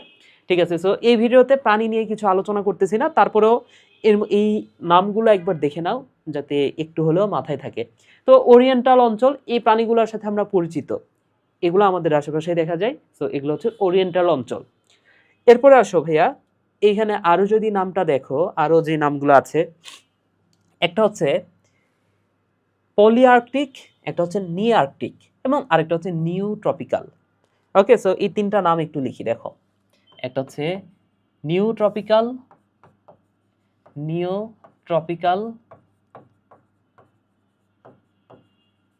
একটা হচ্ছে নি আর্কটিক, নি আর্কটিক এবং আরেকটা হচ্ছে পলিআর্কটিক বা প্যালিআর্কটিক, পালি আর্কটিক। তো এই নামগুলো একটু দেখো ভাইয়া। এখানে একটু আগেও আমি বলেছি যে যে নামের মধ্যে দেখবা আর্ক আছে, এই আর্ক মানে হচ্ছে উত্তর। এই আর্ক মানে কি ভাইয়া? এই আর্ক মানে হচ্ছে উত্তর, উত্তর। আচ্ছা, তাহলে এখানে দেখো দুইটা নামের মধ্যে আর্ক আছে, একটা হচ্ছে নি আর্ক এবং আরেকটা হচ্ছে পলি আর্ক। তো নি আর্ক, আর্ক মানে উত্তর, পলি আর্ক মানে হচ্ছে উত্তর। এবং এর সাথে আরেকটা কথা মনে রাখতে পারো, যে সকল নামের মধ্যে নি আছে সেগুলোতে আবার আমেরিকাও আছে। বুঝতে পেরেছো? তাহলে এখানে দেখো নি কোথায় কোথায় আছে, এই 6টা প্রাণী ভৌগোলিক অঞ্চলের মধ্যে নি কোথায় কোথায় আছে। একটা হচ্ছে এই যে নিআর্কটিক, আরেকটা হচ্ছে নিউ ট্রপিক্যাল। সো এই যে এই দুটাতে আছে নি, আর নি যেখানে ছিল সেখানে আবার আমরা আমেরিকাও পাই, আমেরিকা। ওকে, তাহলে দেখো তো ভাইয়া এইখানে নি আবার আর্ক আছে, তাহলে আর্ক মানে তো আমরা জানি উত্তর, আর নি মানে ধরে নাও যে সেখানে আমেরিকা আছে। তাহলে এই নিআর্কটিকের মধ্যে কোন অঞ্চলটা আছে? আমেরিকা আছে, উত্তর আমেরিকা। বুঝতে পেরেছো? সো এটা হচ্ছে উত্তর আমেরিকা, উত্তর আমেরিকা, আমেরিকা। আচ্ছা, তাহলে এই নিউইয়র্ক যদি উত্তর আমেরিকা হয়, পলিআর্ককে কি হবে বলো তো? বাদ বাকি যে উত্তর দিয়ে আছে, এখানে আর্ক মানে তো উত্তর, এখানে আর্ক মানে কি ভাইয়া? আর্ক মানে হচ্ছে উত্তর। সো উত্তর আমেরিকা তো এই যে এখানে চলে গেল, তাহলে বাদ বাকি যে উত্তরগুলো আছে, বাদ বাকি উত্তর দিয়ে যত অঞ্চল আছে সবগুলো হচ্ছে এই পলি আর্কটিক। আশা করি বুঝতে পেরেছো। আচ্ছা, এবং নি ট্রপিক্যাল, তাহলে নি মানে তো আমেরিকা, এটা একটু আগে বললাম। এখন উত্তর আমেরিকা তো নিউইয়র্কের মধ্যে চলে গেছে, তাহলে নি ট্রপিক্যালের মধ্যে বাকি থাকে কি? মধ্য আর দক্ষিণ, তাই না? সো উত্তর চলে গেছে, থাকে থাকে মধ্য ও দক্ষিণ আমেরিকা। তো এর মধ্যে আছে মধ্য ও দক্ষিণ আমেরিকা, আমেরিকা। আচ্ছা, তাহলে ভাইয়া আশা করি এটাও তোমরা বুঝতে পেরেছো। আচ্ছা, এখন এই যে আরেকটা ওয়ার্ড একটু খেয়াল করে দেখো, এখানে এখানে আছে, এটা কি দেখো, এখানে আছে পালি। তো এই পালি নামটা শুনতে কি মনে হচ্ছে না যে পলি? এই প্যালি নামটা শুনতে কিসের মতো মনে হচ্ছে বলো তো ভাইয়া? প্যালি নামটা শুনতে মনে হচ্ছে পলির মতো। তাহলে এই পলি মানে কি? পলি কথাটার অর্থ হচ্ছে অনেক, তাই না? সো যে নামের মধ্যে আছে অনেক, এই প্রাণী ভৌগোলিক অঞ্চলটা আসলে অনেক বড়। তাহলে যদি বলা হয়, তোমাকে যদি প্রশ্ন করা হয় যে এই 6টা অঞ্চলের মধ্যে কোন অঞ্চলটা সবচেয়ে বড়, যার নামের মধ্যে আছে প্যালি বা পলি, পলি মানে হচ্ছে অনেক বা বড়, ঠিক আছে? তাহলে এটা হচ্ছে সবচেয়ে বড় অঞ্চল। আচ্ছা, তাহলে এইবার যদি আমরা একটু আঁকে আঁকে আসি, প্রথমে হচ্ছে পলি আর প্যালি আর্কটিক। তো এই পালি আর্ক আমরা পড়েছি, আর্ক মানে হচ্ছে উত্তর। এখন উত্তর আমেরিকা তো চলে গেছে আরেকটাতে, তাহলে এইখানে বাদ বাকি যে উত্তরগুলা সেগুলা যেমন আফ্রিকার উত্তর, হ্যাঁ, বা আমি যদি আদার্স কোনো উত্তর বলি সেটাও কিন্তু এইখানে আছে। এখন এটা যেহেতু অনেক বড়, এই যে প্যালিআর্কটিক এটা যেহেতু সবচেয়ে বড়, এটা যেহেতু সবচেয়ে বড়, এখানে উত্তর বাদে দক্ষিণও আছে, বুঝতে পেরেছো? এখানে উত্তর না, এটা যেহেতু অনেক বড় আসলে, তো উত্তরগুলা তো আছেই, উত্তরের পাশাপাশি দক্ষিণও আছে, তাহলে দক্ষিণ এশিয়া আছে, বুঝতে পেরেছো? তাহলে দক্ষিণ ও দক্ষিণ পূর্ব এশিয়া, এছাড়া সম্পূর্ণ ইউরোপ। ওকে, সো এই হচ্ছে প্যালিআর্কটিক। এখানে প্রাণীগুলা তো আমি পড়াইয়ে দিব তোমাদেরকে গল্পে গল্পে, কারণ এমনিতে তুমি মুখস্থ করতে গেলে আসলে সবগুলা পাখি মুখস্থ হবে না, ঠিক আছে? তো এটা আমি পড়াই দিব তোমাদের জন্য, ঠিক আছে ভাইয়া? ওকে, তো সামনে যাই। এরপরে দেখো নি আর্ক, তাহলে এখানে আর্ক মানে তো উত্তর, নি মানে হচ্ছে আমেরিকা, তাহলে উত্তর আমেরিকা, তাহলে এখানে কি আছে ভাইয়া? উত্তর আমেরিকা, এর সাথে গ্রিনল্যান্ড, আইসল্যান্ড, ঠিক আছে? তো ল্যান্ড, তাহলে উত্তর আমেরিকা আর ল্যান্ড, এই দুটো আছে। প্রাণী ভৌগোলিক অঞ্চলের প্রাণীগুলা এগুলো আমি পড়াই দিব। নি ট্রপিক্যাল, তাহলে উত্তর বাদ দিলে কি থাকে? মধ্য এবং দক্ষিণ, তাহলে মধ্য এবং দক্ষিণ, তাহলে দক্ষিণ আমেরিকা এবং মধ্য আমেরিকা, তো এইগুলো হচ্ছে নি নি ট্রপিক্যাল, ঠিক আছে ভাইয়া? এরপরে আসো, এরপরে দেখো ইথিওপিয়ান, তাহলে আমরা তো বাদ বাকি সবকিছু পড়ছি, তাহলে সবকিছু বাদ দিলে বাকি যেটা যেটা থাকে সেটা কি? সেটা হচ্ছে ইথিওপিয়ান, তাহলে ইথিওপিয়ানের মধ্যে আছে মরুভূমি, এই যে সাহারা মরুভূমির দক্ষিণ অঞ্চল, মাদাগাস্কার এবং পার্শ্ববর্তী দ্বীপ, ঠিক আছে? সো এগুলো একটু মনে রাখো যে সাহারা মরুভূমি এটা হচ্ছে ইথিওপিয়ান। আমরা তো বাকি চারটা পড়ছি, তাহলে বাকি চারটা যেহেতু অলরেডি পড়ে ফেলছি, আর থাকে দুইটা, তাহলে দুইটা কিন্তু এমনিতেই একবার চোখ বুলাইলে তুমি পারবা, ঠিক আছে? তাহলে ইথিওপিয়ার মধ্যে আছে সাহারা মরুভূমিটা। ওকে, ঠিক আছে। এরপরে দেখো ভাইয়া, এরপরে হচ্ছে অস্ট্রেলিয়ান অঞ্চল। তো অস্ট্রেলিয়ান অঞ্চল নামটা শুনে বুঝতে পারতেছো কি আছে? অস্ট্রেলিয়া আছে। তো অস্ট্রেলিয়া এটা অন্তত মনে রাখো শুধু, ঠিক আছে ভাইয়া? তাহলে ওই যে ইথিওপিয়া এর মধ্যে আছে সাহারা মরুভূমি, আর অস্ট্রেলিয়াতে তো অস্ট্রেলিয়া থাকবেই। ওকে, ঠিক আছে।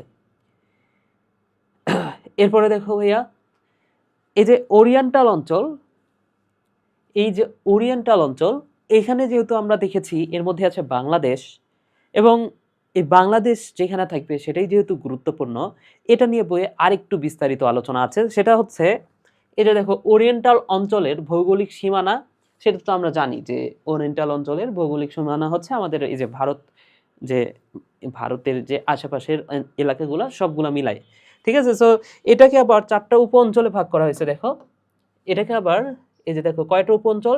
চারটি উপ অঞ্চলে ভাগ করা হয়েছে। এর মধ্যে যেটা ভারতীয় উপ অঞ্চল, এই ভারতীয় উপ অঞ্চলের মধ্যে আছে বাংলাদেশ, তাহলে বাংলাদেশ হচ্ছে গাঙ্গেয় সমতল ভূমির অন্তর্ভুক্ত। তো এই কথাটা মনে রাখতে হবে।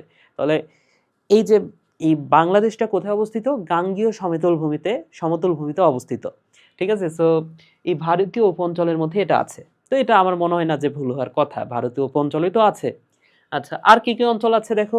সিংহলীয় অঞ্চল, নামটা শুনে বুঝতে পারতো, শ্রীলঙ্কা, হ্যাঁ, শ্রীলঙ্কার যে ক্রিকেট টিম, যারা ক্রিকেট খেলা দেখো সেখানেও তো জানো যে তাদের লোগোটা কি? সিংহ।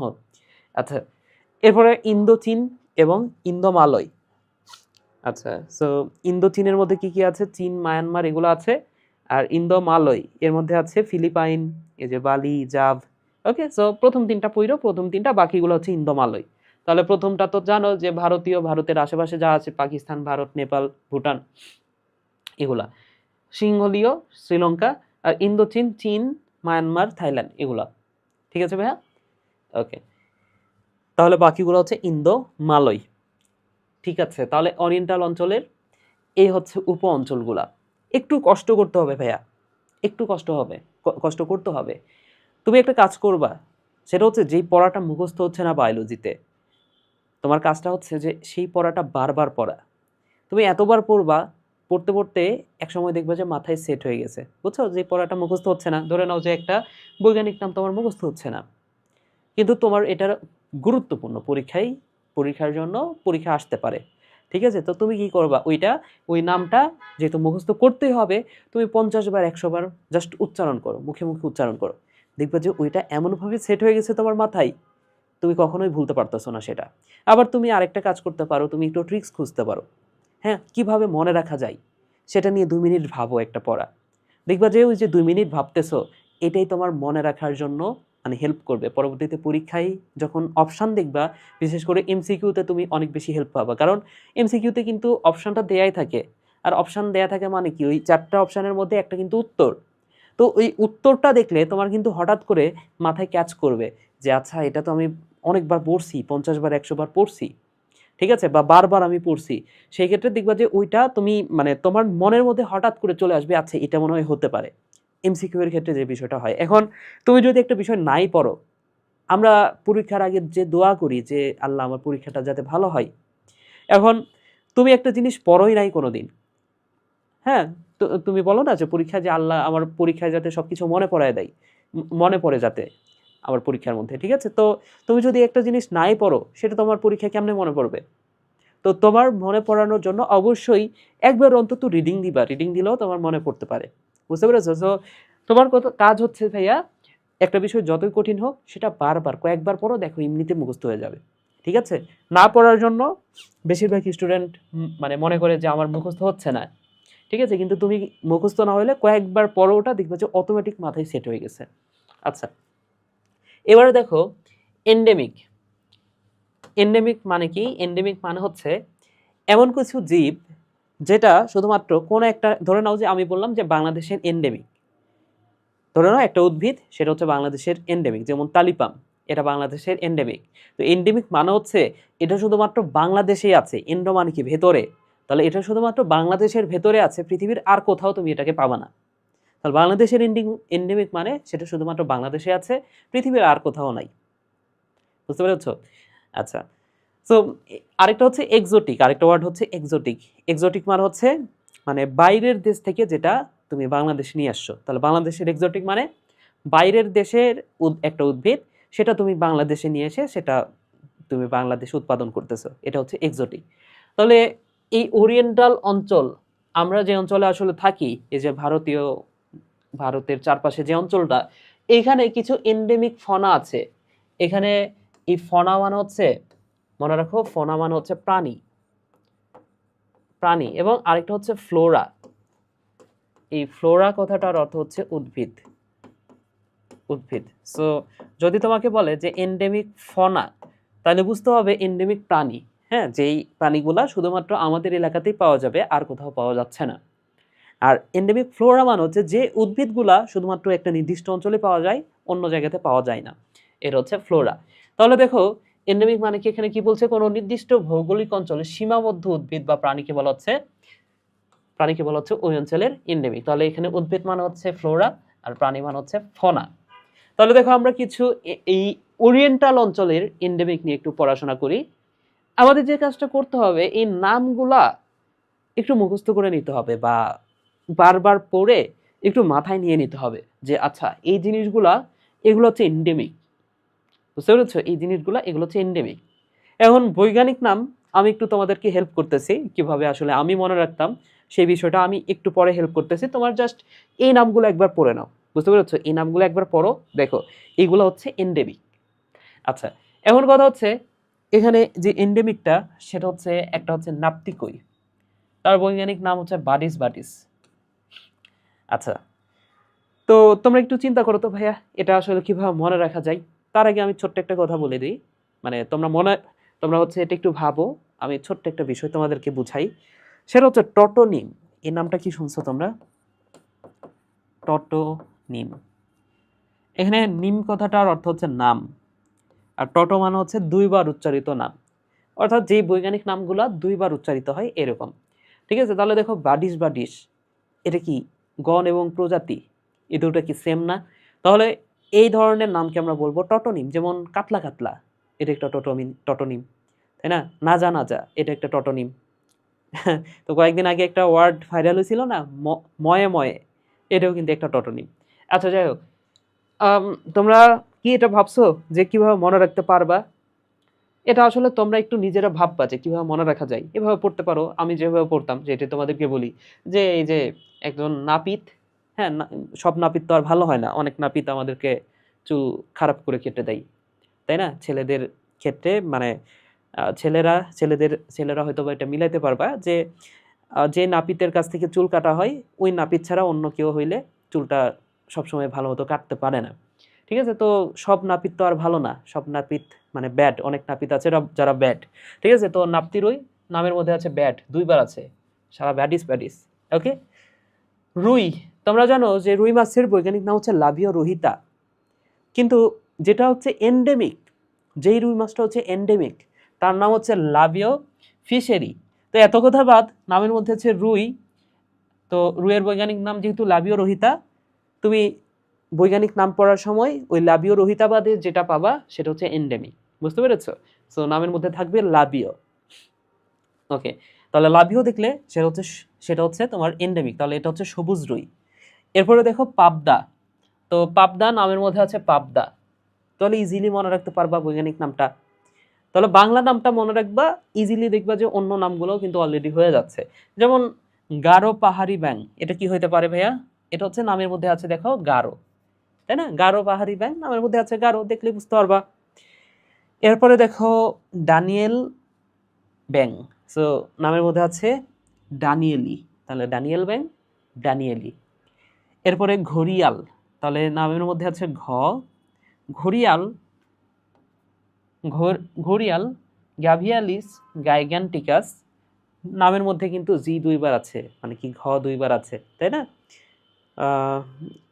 জিতে যদিও গ হয়, ঘটা মনে রাখো, ঠিক আছে? সো ঘড়িয়াল গ ঘ ঘ আছে, ঠিক আছে? সো ঘড়িয়াল ঘ ঘ আছে। আচ্ছা, এরপরে দেখো সিলেটি কাসিম, তো এই কাসিম নামের মধ্যে আছে কাসু, আবার সিলেটি তার মানে কি সিলেটেন্সিস, তাহলে এইটাও কিন্তু নামের সাথে মিল আছে, পারবা এগুলো আশা করি। ঠিক আছে, বর্মি ময়ূর, এটা আসলে কিভাবে মনে রাখা যায়? মতে ময়ূর, মতে কি মুতিকাস মনে রাখতে পারো, ঠিক আছে? মতে ময়ূর, মতে মুতিকাস, ঠিক আছে। এরপরে দেখো কাকাতুয়া, নামের মধ্যে আছে কাকা, কাকাতুয়া নামের মধ্যে আছে কাকাতুয়া। সিংহলিস বানর, সো বানর এখানে দুইটা আছে, একটা হচ্ছে সিংহলিস বানর এবং লজ্জাপতি বানর, ঠিক আছে? তো তোমরা জুলজির 11 অধ্যায়ে নিশ্চয়ই একটা বানর পড়েছ, মাকাক্কা মুলাটা, হচ্ছে রেসাস বানর যেটাকে বলা হয়, তাই না? সো এখানে দেখো ওই মাকাক্কা বিষয়টা আছে, তো একটা হচ্ছে সাইলেনাস এবং এখানে আবার মাকাক্কা নাই, তো এটা একটু এক্সট্রাভাবে পড়ো, এটা একটু তোমরা নিজেরই একটু চেষ্টা করো যে কীভাবে মনে রাখা যায়, ঠিক আছে? এবং তোমরা যদি বের করতে পারো কোনো কিছু আমাকে একটু জানাও, ঠিক আছে ভাইয়ারা?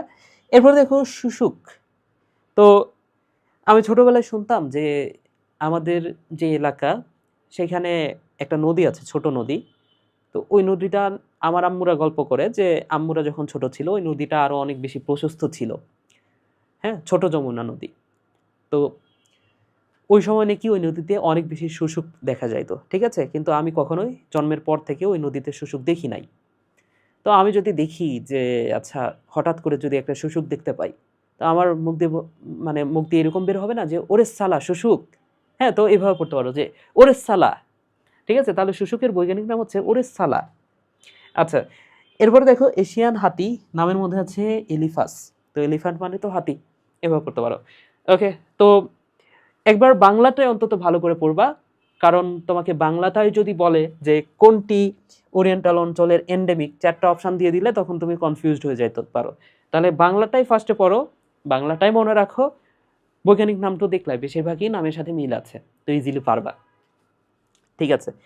এরপরে আসো ভাইয়া ওরিয়েন্টাল অঞ্চলের এন্ডেমিক ফ্লোরা, তাহলে ফ্লোরা মানে তো আগেই বলেছি, ফ্লোরা মানে হচ্ছে উদ্ভিদ।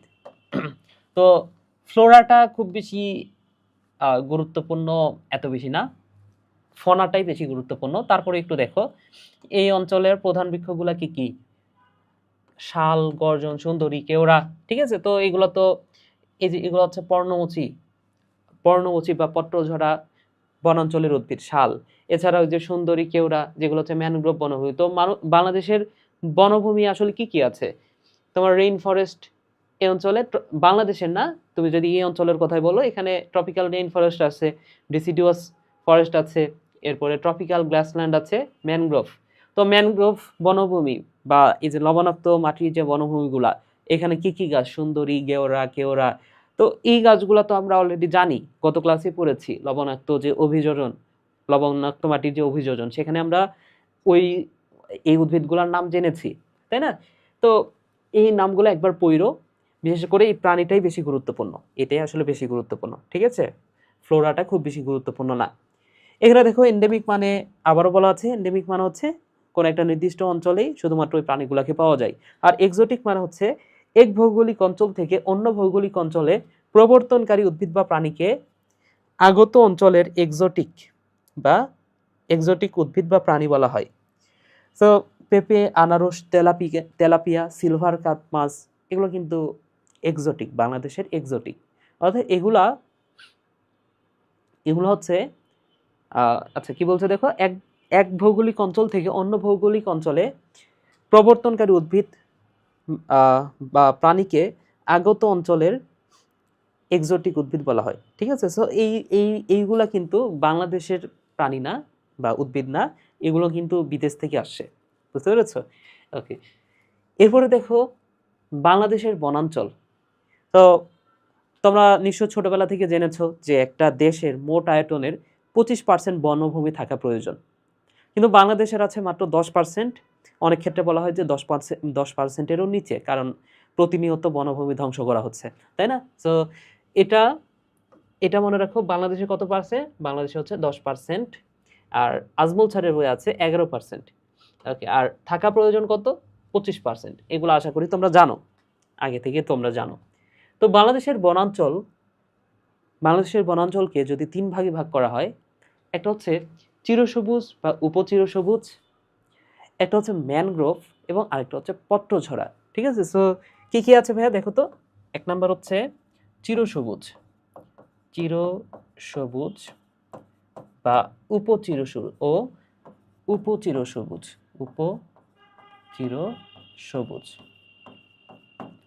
দুই নাম্বার হচ্ছে পত্রঝরা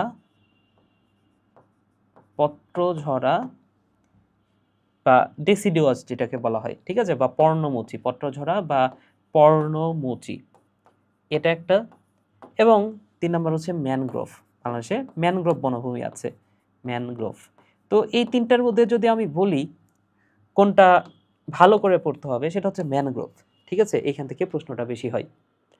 আচ্ছা, তো ফার্স্টে আসো চিরসবুজ বা উপচিরসবুজ, যে বনাঞ্চলের উদ্ভিদগুলা সবসময় সবুজ পাতা থাকে, অর্থাৎ যে উদ্ভিদগুলার পাতাটা মানে শীতকালে খুব বেশি ঝরে না, অল্প ঝরে, সেটা তো চিরসবুজ, সারা বছরই পাতা থাকে, মানে সারা বছরই সবুজ থাকে যে উদ্ভিদগুলা। আচ্ছা, এখন কোন উদ্ভিদগুলা চিরসবুজ হবে? হ্যাঁ, বা কোন বনের উদ্ভিদগুলা চিরসবুজ হবে? অবশ্যই যে এখানে বৃষ্টিপাতের হারটা বেশি হবে, তাই না? তাহলে এই চিরসবুজ, এখানে বৃষ্টিপাতের হার আসলে অনেক। এখানে প্রায় বৃষ্টিপাতের হার হচ্ছে 225 থেকে 500 সেন্টিমিটার, 500 সেন্টিমিটার। ওকে, বৃষ্টিপাতের হার, বাৎসরিক বৃষ্টিপাতের হার। আচ্ছা, তোমাদের মনে একটা প্রশ্ন হতে পারে যে ভাইয়া সেন্টিমিটার কি, বা বৃষ্টিপাত এটাকে সেন্টিমিটার কেন বলতেছে? সেন্টিমিটার বলার কারণ হচ্ছে যখন বৃষ্টি হইলে কি হয় বলতো? এই বৃষ্টির পানিটা কিছুক্ষণের মধ্যে কিন্তু মাটির গভীরে চলে যায়, বা মাটি সেই পানিটাকে শোষণ করে নেয়। এখন পানিটা যদি কোনো কারণে মাটির ভেতরে না যাইতো, অর্থাৎ পানিটা যদি শোষণ না হইতো, সেই ক্ষেত্রে এক বছরে যে পরিমাণ বৃষ্টি হয়, ধরে নাও যে আমি বললাম যে বাংলাদেশের যে এই যে চিরসবুজ বনাঞ্চল, এই চিরসবুজ বনাঞ্চল, অর্থাৎ এই যে চট্টগ্রামের যে বনটা, সেটা তো চিরসবুজ। তো চট্টগ্রামের যে বনাঞ্চল, এইখানে বার্ষিক বৃষ্টিপাত হচ্ছে 225 সেন্টিমিটার, আমি তোমাকে বললাম ধরে নাও।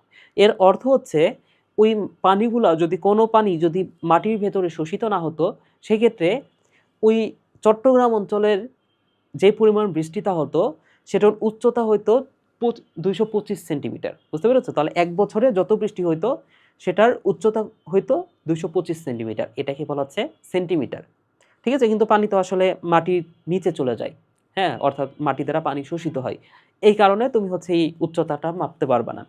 আচ্ছা, তাহলে এই হচ্ছে চিরসবুজ বা চিরসবুজ বনাঞ্চল বা সেন্টিমিটারের হিসাবটা আমি বললাম মাত্রই। এখন এটার অবস্থানটা কোথায়? অবস্থান হচ্ছে চট্টগ্রাম, পার্বত্য চট্টগ্রাম এবং সিলেট। তো আমরা তো জানি যে বাংলাদেশের মধ্যে বন এগুলাই আসলে, এই যে চট্টগ্রাম, পার্বত্য চট্টগ্রাম, সিলেটের অঞ্চলে বন বেশি আছে।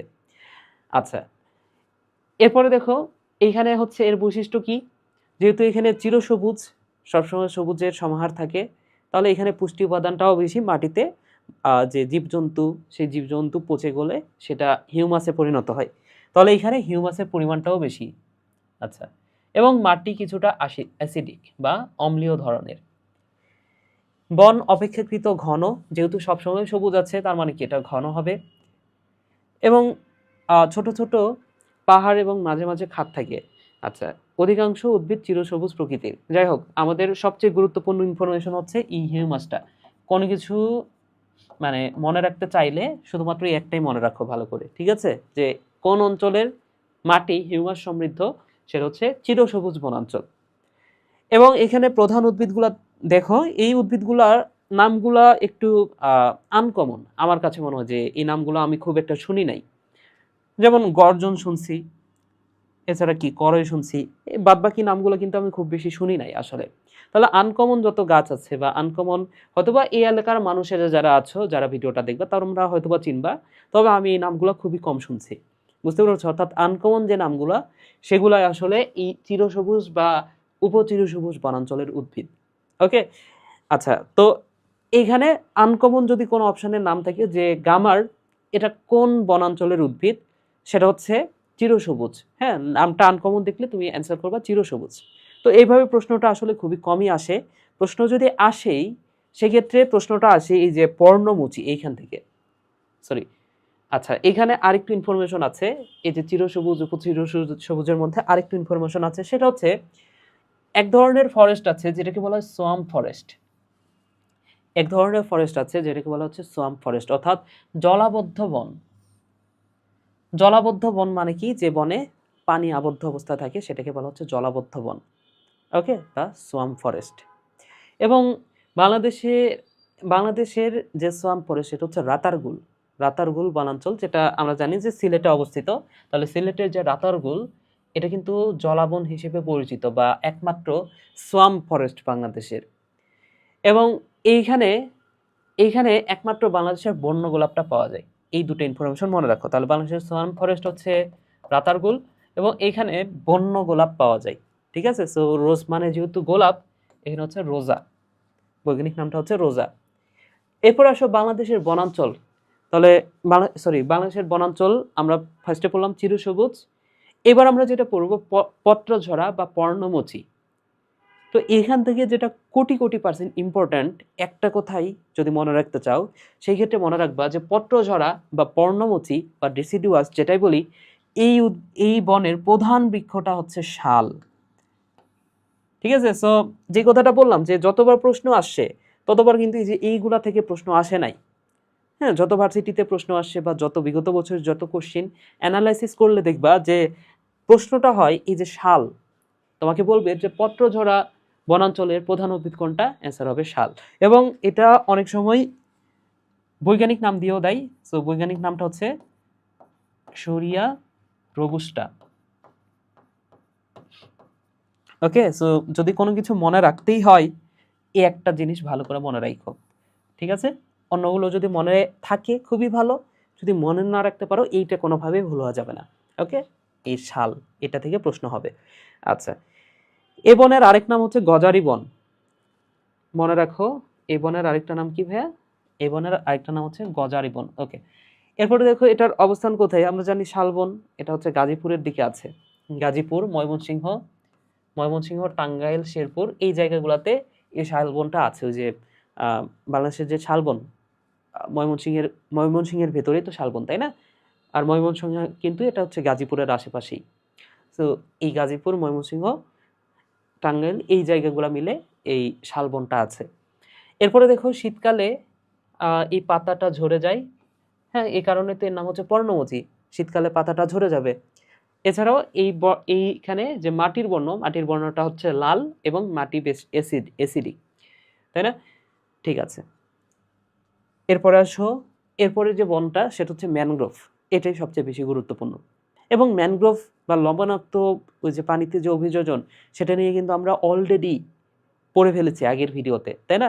তো ওইখানে যে উদাহরণগুলো ছিল বা ওইখানে যে আমরা একটা ছন্দের মাধ্যমে পড়েছি এই লবণাক্ত যে অভিযোজন, সেখানে যে উদ্ভিদগুলা, সেগুলো যে ছন্দের মাধ্যমে পড়েছি, ওইগুলাই কিন্তু এখানে আছে। আচ্ছা দেখো, ম্যানগ্রোভ বনাঞ্চল এটা প্রায় 10,000 বর্গ কিলোমিটার এলাকা আর এটা ইন্ডিয়াতেও আছে তোমরা জানো, তবে 62%ই কিন্তু বাংলাদেশের মধ্যে আছে। বাৎসরিক বৃষ্টিপাত হচ্ছে 200 সেন্টিমিটার, বৃষ্টিপাতটা মনে রাখতে পারো। এবং এইখানে বাঘের সংখ্যাটা মনে রাখো 440।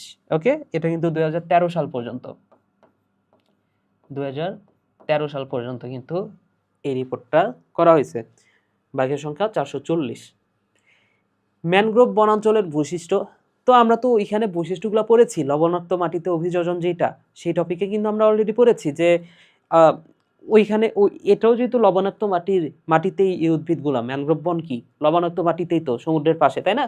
তো এইখানে ওইখানে আমরা যে বৈশিষ্ট্যগুলো পড়ছি এখানেও কিন্তু ঠিক সেম বৈশিষ্ট্যগুলোই আছে। যেমন ওইখানে আমরা পড়েছি যে এইখানে জরায়ু জঙ্করোদ্গম দেখা যায়, তো এখানেও দেখো জরায়ু জঙ্করোদ্গম দেখা যাবে। এখানে মাটিতে অক্সিজেনের অভাব থাকায় অধিকাংশ উদ্ভিদের কি থাকে, শ্বাসমূল থাকে, এটা আমরা অলরেডি পড়েছি, তাই না? তাহলে এই দুটা বৈশিষ্ট্য কিন্তু অলরেডি কমন। এছাড়া মাটি পানি লবণাক্ত, এটা তো আমরা জানি। বনের নিম্নাঞ্চল দৈনিক দুইবার যে জোয়ার ভাটা হয়, সেটা তো আমরা একটু আগেও পড়েছি যে এই অঞ্চলগুলোতে কি হয়, দুইবার জোয়ার ভাটা হয়, ঠিক আছে? আচ্ছা, এরপরে দেখো এটা হচ্ছে চিরসবুজ বন, এবং এখানে লবণাক্ততার পরিমাণ শুষ্ক ওজনের 10 থেকে 50 ভাগ, এবং পিএইচ কত 7-এর কাছাকাছি। তো এর মধ্যে বেশিরভাগই কিন্তু পারবা, দু একটা যে ইনফরমেশন এই যে শেষে দুইটা, এটা একটু মুখস্থ করে নিতে হবে, ঠিক আছে ভাইয়া? ওকে, তাহলে ম্যানগ্রোভ বনাঞ্চল গেল। এরপরে ম্যানগ্রোভ বনাঞ্চলের উদ্ভিদ, এটা কিন্তু অলরেডি হয়ে গেছে। এটা কিন্তু অলরেডি হয়ে গেছে, আগের ক্লাসে হয়েছে। সো এটা ওইখান থেকে পড়বা। এবং অন্যান্য একটা উদ্ভিদ আছে যেটা আমরা পড়ি নাই ওই জায়গাতে, সেটা হচ্ছে এই অন্যান্য উদ্ভিদের মধ্যে একটা উদ্ভিদ হচ্ছে টাইগার ফার্ন। ওকে, সো টাইগার ফার্নের ঝোপ, এটা কিন্তু তোমার মনে রাখতে হবে আলটিমেটলি। সো এই কোনো কিছু যদি মনে রাখতেই হয়, ওইখানে তো অলরেডি সব কিছু পড়ছো, তাহলে এখানে একটাই মনে রাখো, সেটা হচ্ছে tiger fern.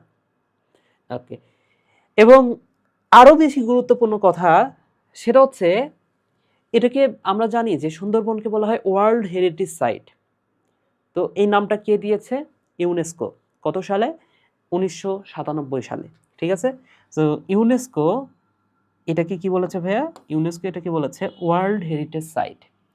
World heritage site কত সালে? 1997 সাল। কততম সেশন? 21তম সেশন। তো এটা দরকার হবে না, সালটা দরকার হবে। ওকে, আর বাংলাদেশ সরকার তার 2 বছর পরে করছে। হ্যাঁ, বাংলাদেশ তো সব কাজই স্লো, আমরা জানি। সো কত সাল? 1999 সাল, আমার জন্মের এক বছর আগে এটাকে ওয়ার্ল্ড হেরিটেজ সাইট বলছে। তাহলে ইউনেস্কো বলছে 97 সালে, বাংলাদেশ সরকার বলছে 99 সালে। এই কথাটা মনে রেখো, ঠিক আছে ভাইয়া?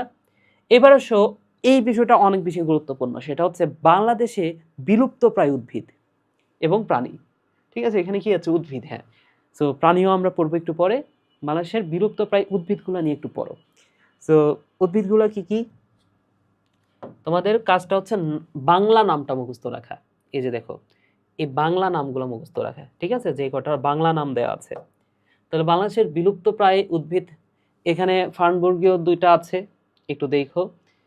এই যে চট্টগ্রাম কিন্তু আরেকটা ছিল, ওই যে এন্ডেমিক যেটা আমরা দেখেছি। যাই হোক, আমাদের গুরুত্বপূর্ণ হচ্ছে যে নগ্নবীজ উদ্ভিদ। নগ্নবীজ উদ্ভিদ নিয়ে যেহেতু একটা অধ্যায় আছে, সেখানেও আমরা এই 3টা নাম পড়েছি। একটা হচ্ছে সাইকাস পেকটিনাটা, একটা হচ্ছে পডোকার্পাস নেরিফোলিয়াস, এবং নিটাম। তো এইগুলা কিন্তু আমরা অলরেডি ওই নগ্নবীজি আবৃতবীজি উদ্ভিদে পড়েছি, তাই না? তো এই 3টা অবশ্যই মনে রাখতে হবে যে এই তিনটা এগুলো কিন্তু বিলুপ্ত প্রায় উদ্ভিদ। আমরা ওই অধ্যায়েও পড়েছি, এই অধ্যায়ে পড়তেছি, এগুলো হচ্ছে বিলুপ্ত প্রায় উদ্ভিদ। তো সাইকাস পেকটিনাটা, এই থেকে আমরা একটা কথা মনে রাখছিলাম ওইখানে, সেটা হচ্ছে এটা পাওয়া যায় পাহাড়ি অঞ্চলে।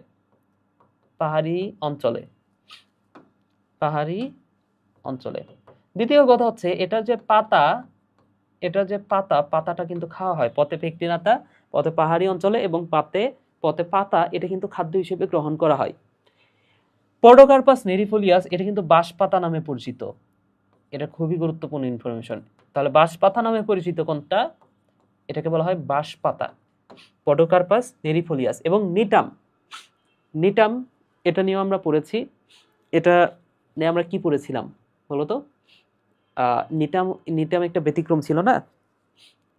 নিটামে কি ছিল ভাইয়া? এটা হচ্ছে ওই যে উম সঙ্গী কোষ ছিল, তাই না? তাহলে নগ্নবীজি উদ্ভিদের সঙ্গী কোষ থাকে না, কিন্তু নিটামে সঙ্গী কোষ থাকে।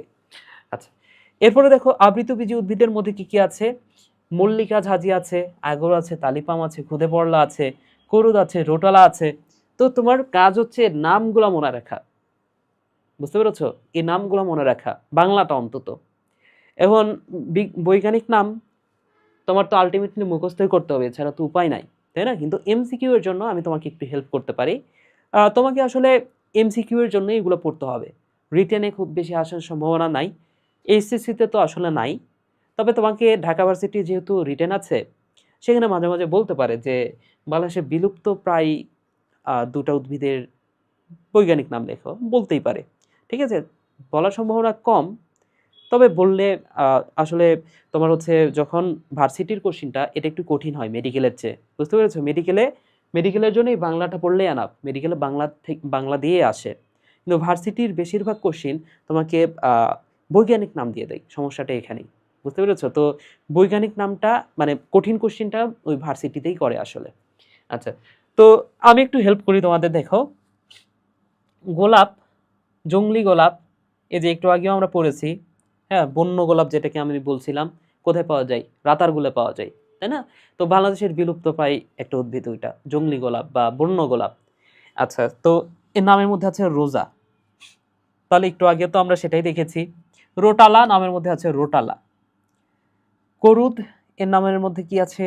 কিছু আছে কি দেখো তো, লিচুয়ালা,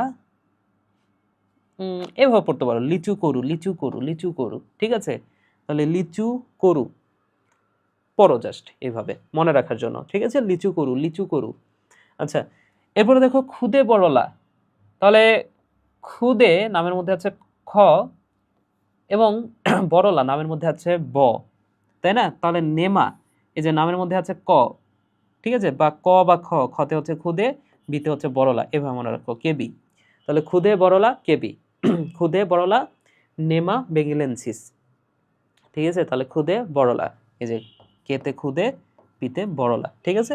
তাহলে বৈজ্ঞানিক নামের মধ্যে আছে কে বি। এরপরে দেখো তালিপাম, নামের মধ্যে আছে তালিয়েরা। এবং তালিপাম সম্পর্কে যদি কয়েকটা কথা বলে দিই, তালিপাম সম্পর্কে দু একটা কথা মনে রাখো ভাইয়া। এই তালিপাম, এটাকে বলা হয় মনোকার্পিক উদ্ভিদ। এটাকে বলা হয় ভাইয়া মনোকার্পিক উদ্ভিদ, কার্পিক উদ্ভিদ। এখন মনোকার্পিক মানে কি একটু পরে বলি। আচ্ছা, এখন আমরা কি পড়তেছি? আমরা পড়তেছি বাংলাদেশের বিলুপ্ত প্রায় উদ্ভিদ। প্রশ্ন হচ্ছে ভাইয়া বিলুপ্ত কেন হবে? একটা উদ্ভিদ মানে বিলুপ্ত প্রায় মানে হচ্ছে এটা কিন্তু এখনো বিলুপ্ত হয় নাই, এখনো আমাদের দেশে আছে, বিলুপ্তির পথে, কিন্তু এখনো বিলুপ্ত হয় নাই। এখন কথা হচ্ছে ভাইয়া বিলুপ্ত কেন হবে, বা কারণটা কি? বিলুপ্ত বিলুপ্ত হবে কেন? হ্যাঁ, আমরা জানি যে আম গাছ কিভাবে তৈরি হয়? আম গাছের বীজ থেকে, বীজটা মাটিতে রাখলেই সেখান থেকে আরো নতুন আম গাছ তৈরি হবে। এখন এই গাছগুলো যেহেতু আমাদের দেশে এখনো আছে, তার মানে কি এইখানে যে বীজটা তৈরি হবে সেই বীজটা থেকে তো আমরা চাইলে নতুন গাছ তৈরি করতে পারি, তাই না? তাহলে তো বিলুপ্ত হওয়ার কথা না। কিন্তু বিলুপ্তটা হবে কেন? হওয়ার কারণ হচ্ছে এই যে গাছগুলা, এই গাছগুলা আসলে বীজই দেয় খুবই কম। আর বীজ যদি দেয়, সেক্ষেত্রে বীজ দেওয়ার পরে অনেক সময় মারা যায়। তো এই মনোকার্পিক মানে হচ্ছে এই এই মনোকার্পিক কথাটার অর্থ হচ্ছে এরা জীবনে একবার ফল দেয়। এরা কি করে ভাইয়া? জীবনে একবার ফল দিয়ে মারা যায়, মারা যায়। ওকে, তো এখন একবার একটা উদ্ভিদ জীবনে একবারই ফল দিচ্ছে, দেওয়ার পরে আবার সাথে সাথে সে মারা যাচ্ছে। তো সেই ক্ষেত্রে তুমি এটার বংশবৃদ্ধি কিভাবে করবা? এই কারণে এরা হচ্ছে বিলুপ্তপ্রায়, হ্যাঁ, বা বিলুপ্তির পথে। তো 1979 সালে বাংলাদেশে এই একটা তালিপাম গাছ ছিল, ওইটা কেটে ফেলার পরে ঢাকা ভার্সিটিতে একটা গাছ ছিল, সেটাই হচ্ছে বাংলাদেশের সর্বশেষ তালিপাম গাছ ছিল। হ্যাঁ, তো এই গাছটা 2012 সাল বা 13 সাল, এই সালের দিকে একটা হচ্ছে এই গাছে ফল মানে এই যে যেই বললাম জীবনে একবার ফল দেয়। তো এটা হচ্ছে ২০১২ সালের দিকে ওই ফলটা দিয়েছে। দেওয়ার পরে ওই গাছটা তো মারা গেছে আবার, তাই না? কারণ আমরা জানি যে তালিপাম গাছ জীবনে একবার ফল দিয়ে মারা যায়। তো এই গাছটা তো নরমালি ফল দিয়ে মারা গেছে। তার মানে কি বাংলাদেশ থেকে তালিপাম গাছ একদম বিলুপ্ত হয়ে গেল। কিন্তু ওই যে মারা যাওয়ার আগে সে যেহেতু অনেকগুলো ফল দিছে আর ফল থেকে যেহেতু অনেকগুলো বীজ পাওয়া গেছে, তো এই বীজগুলা এরপরে বন্য যে অধিদপ্তর তারা বিভিন্ন জায়গাতে সংরক্ষণ করছে। এই কারণে বাংলাদেশের তালিপাম গাছ মানে বেশ কয়েকটা তৈরি হয়েছে। এর মধ্যে একটা ঢাকা ভার্সিটিতে আছে। হ্যাঁ, ঢাকা ভার্সিটিতে কিন্তু অনেক বিলুপ্ত প্রায় বেশ কয়েকটা গাছ আছে। তার মধ্যে তালিপাম একটা। এবং তালিপাম মনে রাখো এটা হচ্ছে প্রায় ১০০ বছর পর পর একবার ফল দেয়, তারপরে মারা যায়। বুঝতে পেরেছো? তাহলে দেখো আমরা যদি যে এখন বর্তমানে যে গাছটা আছে ২০১২ সালে তো একটা গাছ মারা গেল, এরপরে আরেকটা গাছ ঢাকা ভার্সিটিতে লাগানো হয়েছে। এখন এই গাছটা ফল দিবা আবার ১০০ বছর পর। বুঝতে পেরেছো? তো ১০০ বছর পরে তোমাকে ১০০ বছর ওয়েট করতে হবে এই গাছ থেকে নতুন গাছ তৈরি করার জন্য। ঠিক আছে? তো তারপরে ওই গাছটা আবারও মারা যাবে ঢাকা ভার্সিটিতে যেটা আছে। আচ্ছা, তাহলে তালিপাম আমরা পড়লাম। এরপরে আগর, আগর নামের মধ্যে আছে আগাল বা আগর। ঠিক আছে? তাহলে নামের মধ্যে আছে আগর এবং মল্লিকা যাচি। এটা আসলে কিভাবে মনে রাখা যায়? কিভাবে মনে রাখা যায়? এভাবে পড়তে পারো ভাইয়া। নামের মধ্যে দেখো তো, নামের মধ্যে আছে ভান্ডা বা ভণ্ড। ঠিক আছে? সো মল্লিকা যে ভণ্ড, ঠিক আছে? তো মল্লিকা ধরে নাও যে তোমার কোনো একটা বান্ধবী, সে আসলে ভণ্ড। এভাবে তুমি মল্লিকা ভণ্ড, মল্লিকা ভণ্ড। ঠিক আছে? এটাই হচ্ছে টেকনিক, বুঝছো? কিভাবে মনে রাখবা? এই পুরা নামটা মুখস্থ করে ফেলবা এমসিকিউ এর জন্য? সম্ভব না। মানে সবার ক্ষেত্রে সম্ভব না। অনেকে হয়তোবা পারবা। তো সেই ক্ষেত্রে তুমি কি পড়তে পারো? মল্লিকা ভণ্ড, মল্লিকা ভণ্ড, মল্লিকা ভণ্ড। এখন দেখো তুমি যদি এই একটা ওয়ার্ড ৫০ বার পড়ো ভাইয়া, ১০০ বার পড়ো, তোমাকে যখন এমসিকিউতে দিবে, তোমার কি হঠাৎ করে মাথায় চলে আসবে না যে মল্লিকা, তাহলে এখানে নামের মধ্যে আছে আবার ভণ্ড, তাহলে অ্যান্সার তো এটাই হবে, তাই না? তো এইভাবে আসলে একটু স্মার্ট ওয়েতে পড়াশোনা করতে হয়। ঠিক আছে? এই যে দেখো ঢাকা ভার্সিটিতে কিন্তু এই তালিপামটা আছে। ওকে, ঠিক আছে। তাহলে এই টালিপাম গাছটা দেখার জন্য কিন্তু তোমার ঢাকা ভার্সিটিতে ভর্তি হইতে হবে। বুঝতে পেরেছ? ঢাকা ভার্সিটিতে চান্স পাইতে হবে। আর চান্স পাওয়ার জন্য তোমরা যেহেতু মাত্রই কলেজে উঠছো, ভালো করে পড়ালেখা করতে হবে। ওকে, এরপরে আসো ভাইয়া, এরপরে আসো বাংলাদেশের বিপদাপন্ন বিলুপ্তপ্রায় কতিপয় প্রাণী। তো বাংলাদেশে বিলুপ্তপ্রায় প্রাণী, এতক্ষণ ধরে আমরা উদ্ভিদ পড়ছি, এখন আসো প্রাণী। যেমন একটা প্রাণীর যদি নাম বলি, বাংলাদেশের যে রয়্যাল বেঙ্গল টাইগার, এটাই কিন্তু বিলুপ্তপ্রায়, বিলুপ্তির পথে, তাই না? সো এই যে রয়্যাল বেঙ্গল টাইগার বা যেটার বৈজ্ঞানিক নাম আমরা জানি প্যান্থেরা ট্রাইগেস, এটাই আসলে বিলুপ্তপ্রায়। কারণ কি আমরা দেখলাম যে ২০১৩ সালে হিসাব করা হয়েছে যে রয়্যাল বেঙ্গল টাইগারের সংখ্যা হচ্ছে ৪৪০টা মাত্র, তাই না? সো এটা যদি আস্তে আস্তে কোনো কারণে মারা যায়, সেক্ষেত্রে এই সংখ্যাটা তো আরও কমে যাবে। এছাড়া অনেক সময় কিন্তু যখন এলাকার কোনো একটা এলাকার মধ্যে যদি বাঘ ঢুকে যায়, সেই ক্ষেত্রে কী হবে? এলাকার মানুষরাও কিন্তু বাঘ মেরে ফেলে অনেক সময়, তাই না? তাছাড়া তো বাঘ তো বিপদ। তো এই কারণেও কিন্তু সংখ্যাটা কমে যাইতে পারে।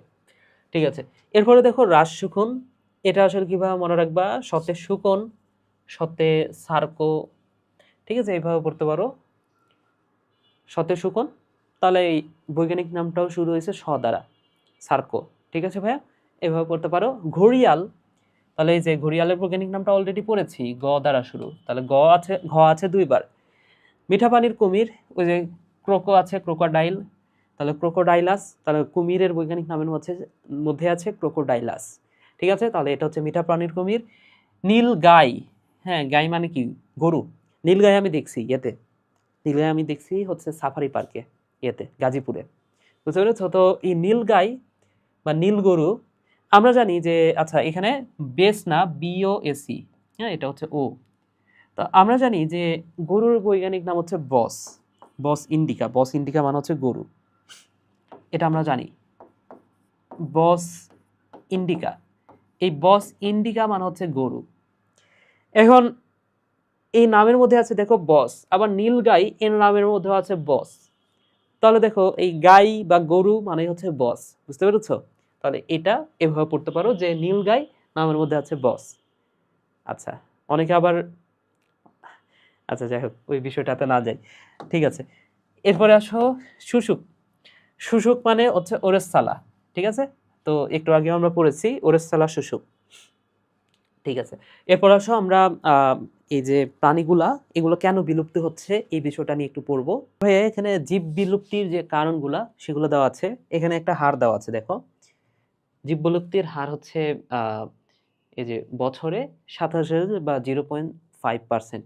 ওকে, তো এই যে কারণগুলা, দুই ধরনের কারণ আছে বিলুপ্তির, সেটা হচ্ছে একটা ইকোলজিক্যাল কারণ এবং আরেকটা হচ্ছে মানব সৃষ্ট কারণ। তো এই কারণগুলো একটু তোমার জাস্ট একবার পড়বা, পড়লে কিন্তু তোমার আশা করি বেশ কয়েকটা মনে থাকবে। হ্যাঁ, যেমন কম পপুলেশন, কোনো একটা জীবের পপুলেশন যদি কম হয় সেক্ষেত্রে তো তারা আস্তে আস্তে বিলুপ্তির পথে চলে যাবে, তাই না? এরপরে গুচ্ছ বন্টন, দেহ যদি বেশি বড় হয়, খাদ্য শৃঙ্খলে যত উপরের দিকে থাকবে, এটা একটু নোট কইরো, সেটা হচ্ছে খাদ্য শৃঙ্খলে যত উপরের দিকে থাকবে তাদের বিলুপ্তির সম্ভাবনা কিন্তু তত বেশি। আচ্ছা, এরপরে দেখো কলোনিকরণের ক্ষমতা। কলোনিকরণ যদি না করতে পারে, হ্যাঁ, কোন একটা জীব কলোনি করে থাকে, এখন সে যদি কলোনি না করে একা একা থাকে সেক্ষেত্রে তো সে বিলুপ্ত হতেই পারে সহজে। কারণ কি, কলোনির সাথে যদি থাকে সেক্ষেত্রে আহ, অন্যান্য জীব দ্বারা অ্যাটাক হওয়ার সম্ভাবনা কম, তাই না? কিন্তু যদি একা একা থাকে সেক্ষেত্রে শিকারী জীব কিন্তু তাকে শিকার করে ফেলবে। এছাড়া দেখো পরিবেশের নিয়ামকের অস্থিরতা, প্রাকৃতিক বিপর্যয়, দাবানল, বৈশ্বিক উষ্ণতা, বৈশ্বিক শৈত্য, তাহলে ওই যে দেখো বেশি শীত, বেশি গরম, ঠিক আছে, দাবানল, এই কারণগুলোর কারণে কিন্তু হচ্ছে এই জীবগুলো ধ্বংস হয়ে যায়। তাহলে এগুলো হচ্ছে ইকোলজিক্যাল কারণ। হ্যাঁ, এখানে এগুলো কিন্তু মানুষ সৃষ্ট না। দাবানল কি মানুষ সৃষ্টি করবে? না, মানব সৃষ্ট না। আচ্ছা, এবং মানব সৃষ্ট কারণগুলো কি কি, জাস্ট নামগুলো পড়লেই হবে। হ্যাঁ, তো মানব সৃষ্ট কারণগুলো হচ্ছে বাসস্থান ধ্বংস করা, ইমপ্লয়টেশন। ইমপ্লয়টেশন মানে হচ্ছে ওই যে কি বলবো, খনিজ যে পদার্থগুলা, খনিজ পদার্থগুলা আহরণ করা। মানুষ কি করে? খনিজ পদার্থ আহরণ করে, এর কারণে জীব প্রজাতি অনেক সময় ধ্বংস হতে পারে। এরপরে দেখো অতিমাত্রায় পশুচারণ করা, পলিনেটর। পলিনেটর ধ্বংস মানে হচ্ছে পলিনেটর ধ্বংস মানে হচ্ছে দেখো উদ্ভিদের কাজ মানে উদ্ভিদ কিভাবে বংশ বিস্তার করে?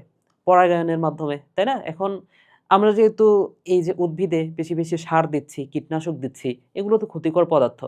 তো এই ক্ষতিকর পদার্থগুলোর কারণে যখন কোন একটা প্রাণী, ধরে নাও যে মৌমাছি, যদি এই ক্ষতিকর পদার্থগুলা খায় সেক্ষেত্রে কি তারা বিপন্ন হয়ে যাবে? বা মৌমাছির কথা বাদ দাও, অন্যান্য যে প্রাণীগুলা বা পোকাগুলা, তারা কীটনাশক খাওয়ার কারণে দেখা যাচ্ছে তারা বিলুপ্ত হয়ে গেল। এখন এই পোকামাকড় যদি বিলুপ্ত হয়ে যায় সেক্ষেত্রে উদ্ভিদের পরাগায়নটা করবে কে? তাই না? তো এই পোকামাকড় বিলুপ্ত হয়ে যাওয়ার বিষয়টা, বা যে এটাকে বলা হচ্ছে পলিনেটর ধ্বংস। তাহলে এর কারণে কি হবে? ওই পোকামাকড় যদি ধ্বংস হয়ে যায় সেক্ষেত্রে কিন্তু গাছের পরাগায়ন না হলে গাছগুলো একসময় ধ্বংস হয়ে যাবে। আচ্ছা, এরপরে দেখো পরিবেশ দূষণ, অনুপ্রবেশিত প্রজাতি, জীব প্রজাতির অতি আহরণ, দুর্ঘটনাজনিত মৃত্যু, প্রজাতির সংখ্যা সাম্যহীনতা। ওকে, তো বিশ্বে একটা ইনফরমেশন আছে দেখো, প্রতি মিনিটে 50 একর বনভূমি ধ্বংস হচ্ছে। তাহলে বনভূমি তো মানে সবসময় ধ্বংস হচ্ছে, তাহলে প্রতি মিনিটে কতটুকু? 50 একর। ওকে, এরপরে দেখো এটা একটা গুরুত্বপূর্ণ টপিক, সেটা হচ্ছে এই যে জীব যে বিলুপ্ত হয়ে যাচ্ছে, তাহলে বিলুপ্ত যাতে না হয় এই কারণে কি করতে হবে? সংরক্ষণ করতে হবে, তাই না? তো এই যে জীববৈচিত্র্য কনজারভেশন পদ্ধতি সমূহ কিভাবে কনজারভেশন বা সংরক্ষণ করতে পারি আমরা, তো এখানে দুইটা ইনফরমেশন দেয়া আছে। একটা crore crore percent important information দেওয়া আছে। দেখো, জীববৈচিত্র্য সমৃদ্ধ অঞ্চলগুলোকে বলা হয় হটস্পট। তো এটা পরীক্ষা কিন্তু আসে। এই যে হটস্পট কি, এটা হচ্ছে জীববৈচিত্র্য সমৃদ্ধ অঞ্চলগুলো হচ্ছে হটস্পট। আচ্ছা, এবং বাংলাদেশ ইন্দো বার্মা হটস্পটের অন্তর্ভুক্ত। সো এই নামটাও মনে রাখতে পারো, ইন্দো বার্মা। আচ্ছা, এখন এই যে কনজারভেশন পদ্ধতি, এটা হচ্ছে দুইটা, একটাকে বলা হয় ইন সিটু আর একটা হচ্ছে এক্স সিটু। ইন সিটু কি? ইন নামটা শুনে বুঝতে পারতেছো যে ভেতরে, ভেতরে, ওকে। আর এক্স মানে কি? এক্স মানে হচ্ছে বাইরে। যেমন আমি যদি বলি বোটানিক্যাল গার্ডেন, বোটানিক্যাল গার্ডেনে এই যে হাজার হাজার প্রজাতির গাছ, তোমার কি মনে হয় যে, আচ্ছা আগে আমি ইন সিটু বলি, ধরে নাও যে কোন একটা জীব বা কোন একটা উদ্ভিদ কোন একটা নির্দিষ্ট বনে জন্মায়, ঠিক আছে? ধরে নাও যে শালবন, শালবন কোথায় আছে? আছে হচ্ছে ময়মনসিংহে। তো ময়মনসিংহ বাদে তো আর কোথাও শালবন নাই নিশ্চয়ই, তাই না? তো এখন এই যে শালবন যে ময়মনসিংহে যেই জায়গাটাতে হচ্ছে, ওই বনটাকে যদি আমি চারদিকে ঘিরে দিয়ে ওই বনটা সংরক্ষণ করি, তাহলে এই যে দেখো একটা যেই উদ্ভিদ যেই জায়গাতে জন্মে সেখানে রেখেই, বা যেই জীব যেই জায়গাতে জন্মে সেইখানে রেখে আমি জাস্ট সেটাকে সংরক্ষণ করতেছি। এটা হচ্ছে ইন মানে কি ভেতরে, ভেতরে মানে হচ্ছে যেখানে মানে যেই জিনিসটা যেখানে থাকা দরকার সেখানে আমি রাখলাম, বা যে জীবটা যেখানে ছিল সেখানে রেখে আমি সংরক্ষণ করতেছি, এটা হচ্ছে ইন সিটু। কিন্তু আমি যদি বোটানিক্যাল গার্ডেনের কথা বলি, দেখো তো এখানে যে হাজার হাজার গাছ, এই গাছগুলা কি ওইখানেই জন্মাইছিল, নাকি আমরা দেশের বিভিন্ন জায়গা থেকে মানে আহ, গাছগুলা নিয়ে এসে আমরা এই বোটানিক্যাল গার্ডেনে রোপণ করি? অবশ্যই দেশের সব জায়গা থেকে গাছ নিয়ে এসে আমরা বোটানিক্যাল গার্ডেনে রোপণ করছি, তাই না? তাহলে দেখো বাইরে থেকে কোনো কিছু নিয়ে আসলাম, তার মানে কি এটা হচ্ছে এক্স সিটু। তাহলে ইন সিটু মানে কি? জাস্ট আমরা যে চিড়িয়াখানার কথা চিন্তা করো তো ভাইয়া, চিড়িয়াখানা এটা কি ইন সিটু নাকি এক্স সিটু? চিড়িয়াখানা দেখো ভাইয়া, এটা হচ্ছে কোথায় গেল,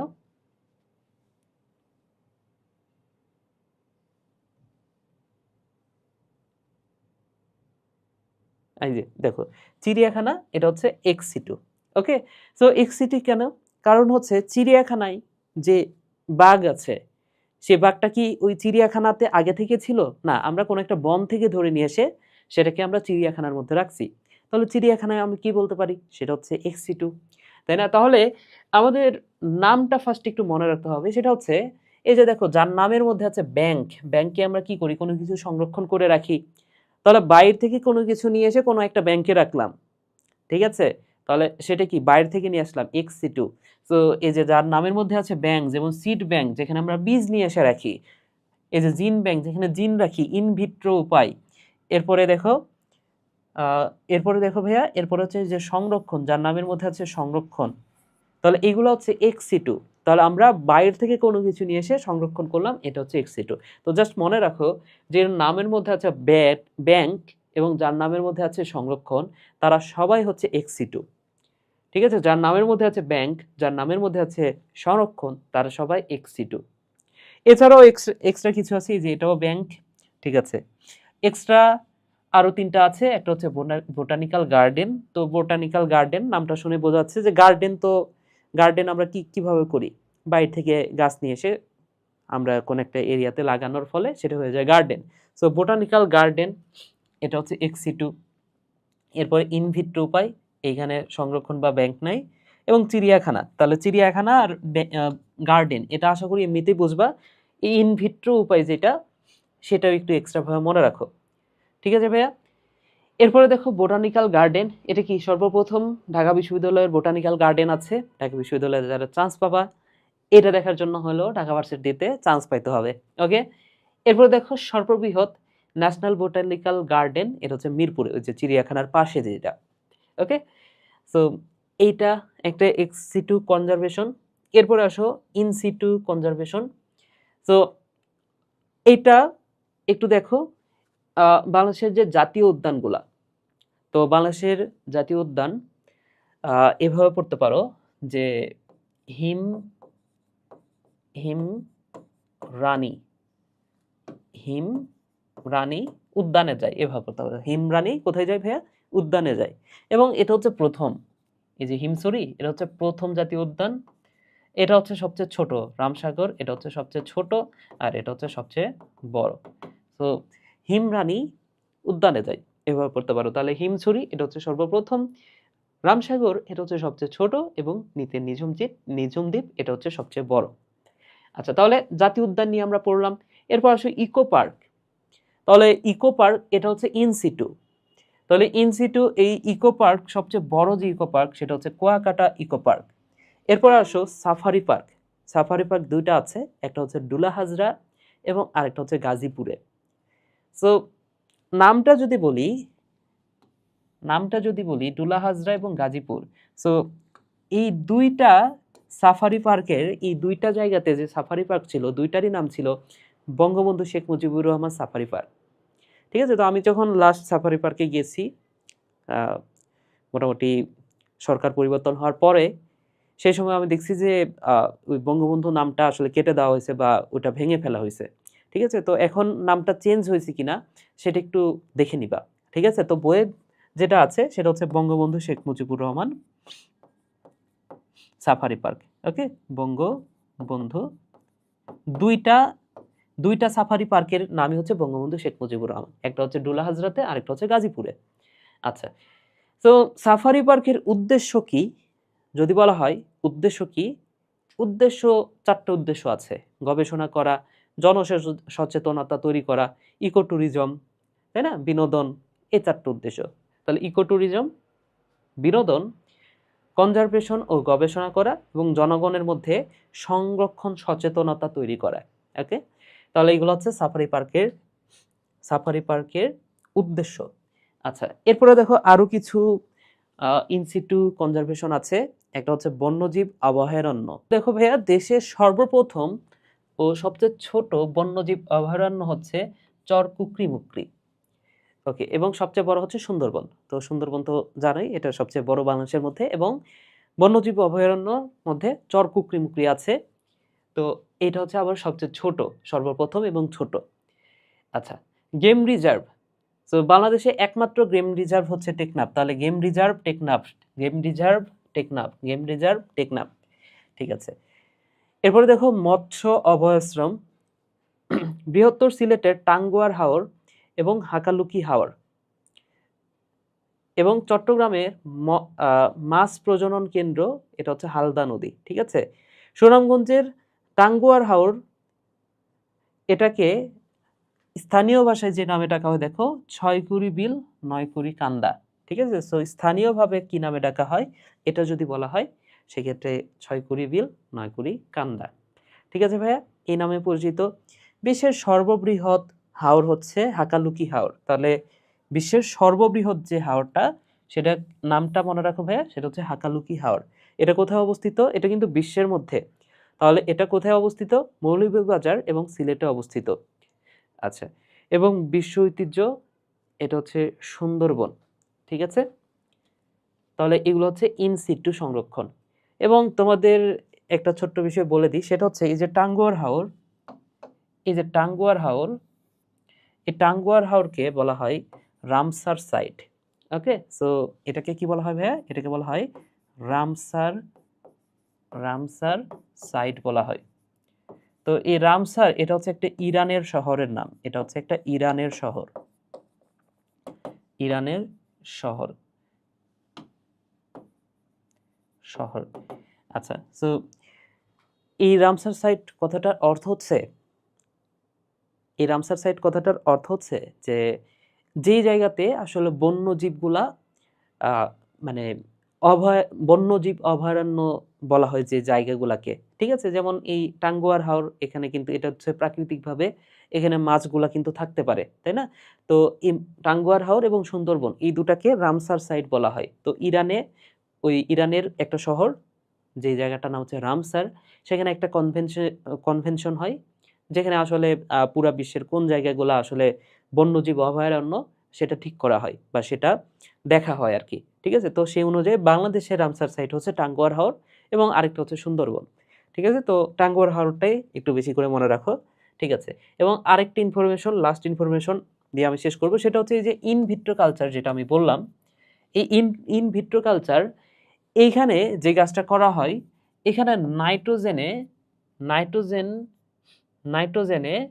ক্রায়োজেনিক পদার্থ, ক্রায়োজেনিক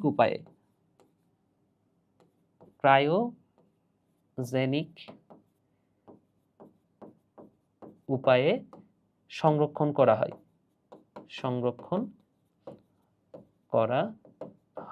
ওকে, কি সংরক্ষণ করা হয়? বীজ, বা যা আমরা সংরক্ষণ করতে চাই।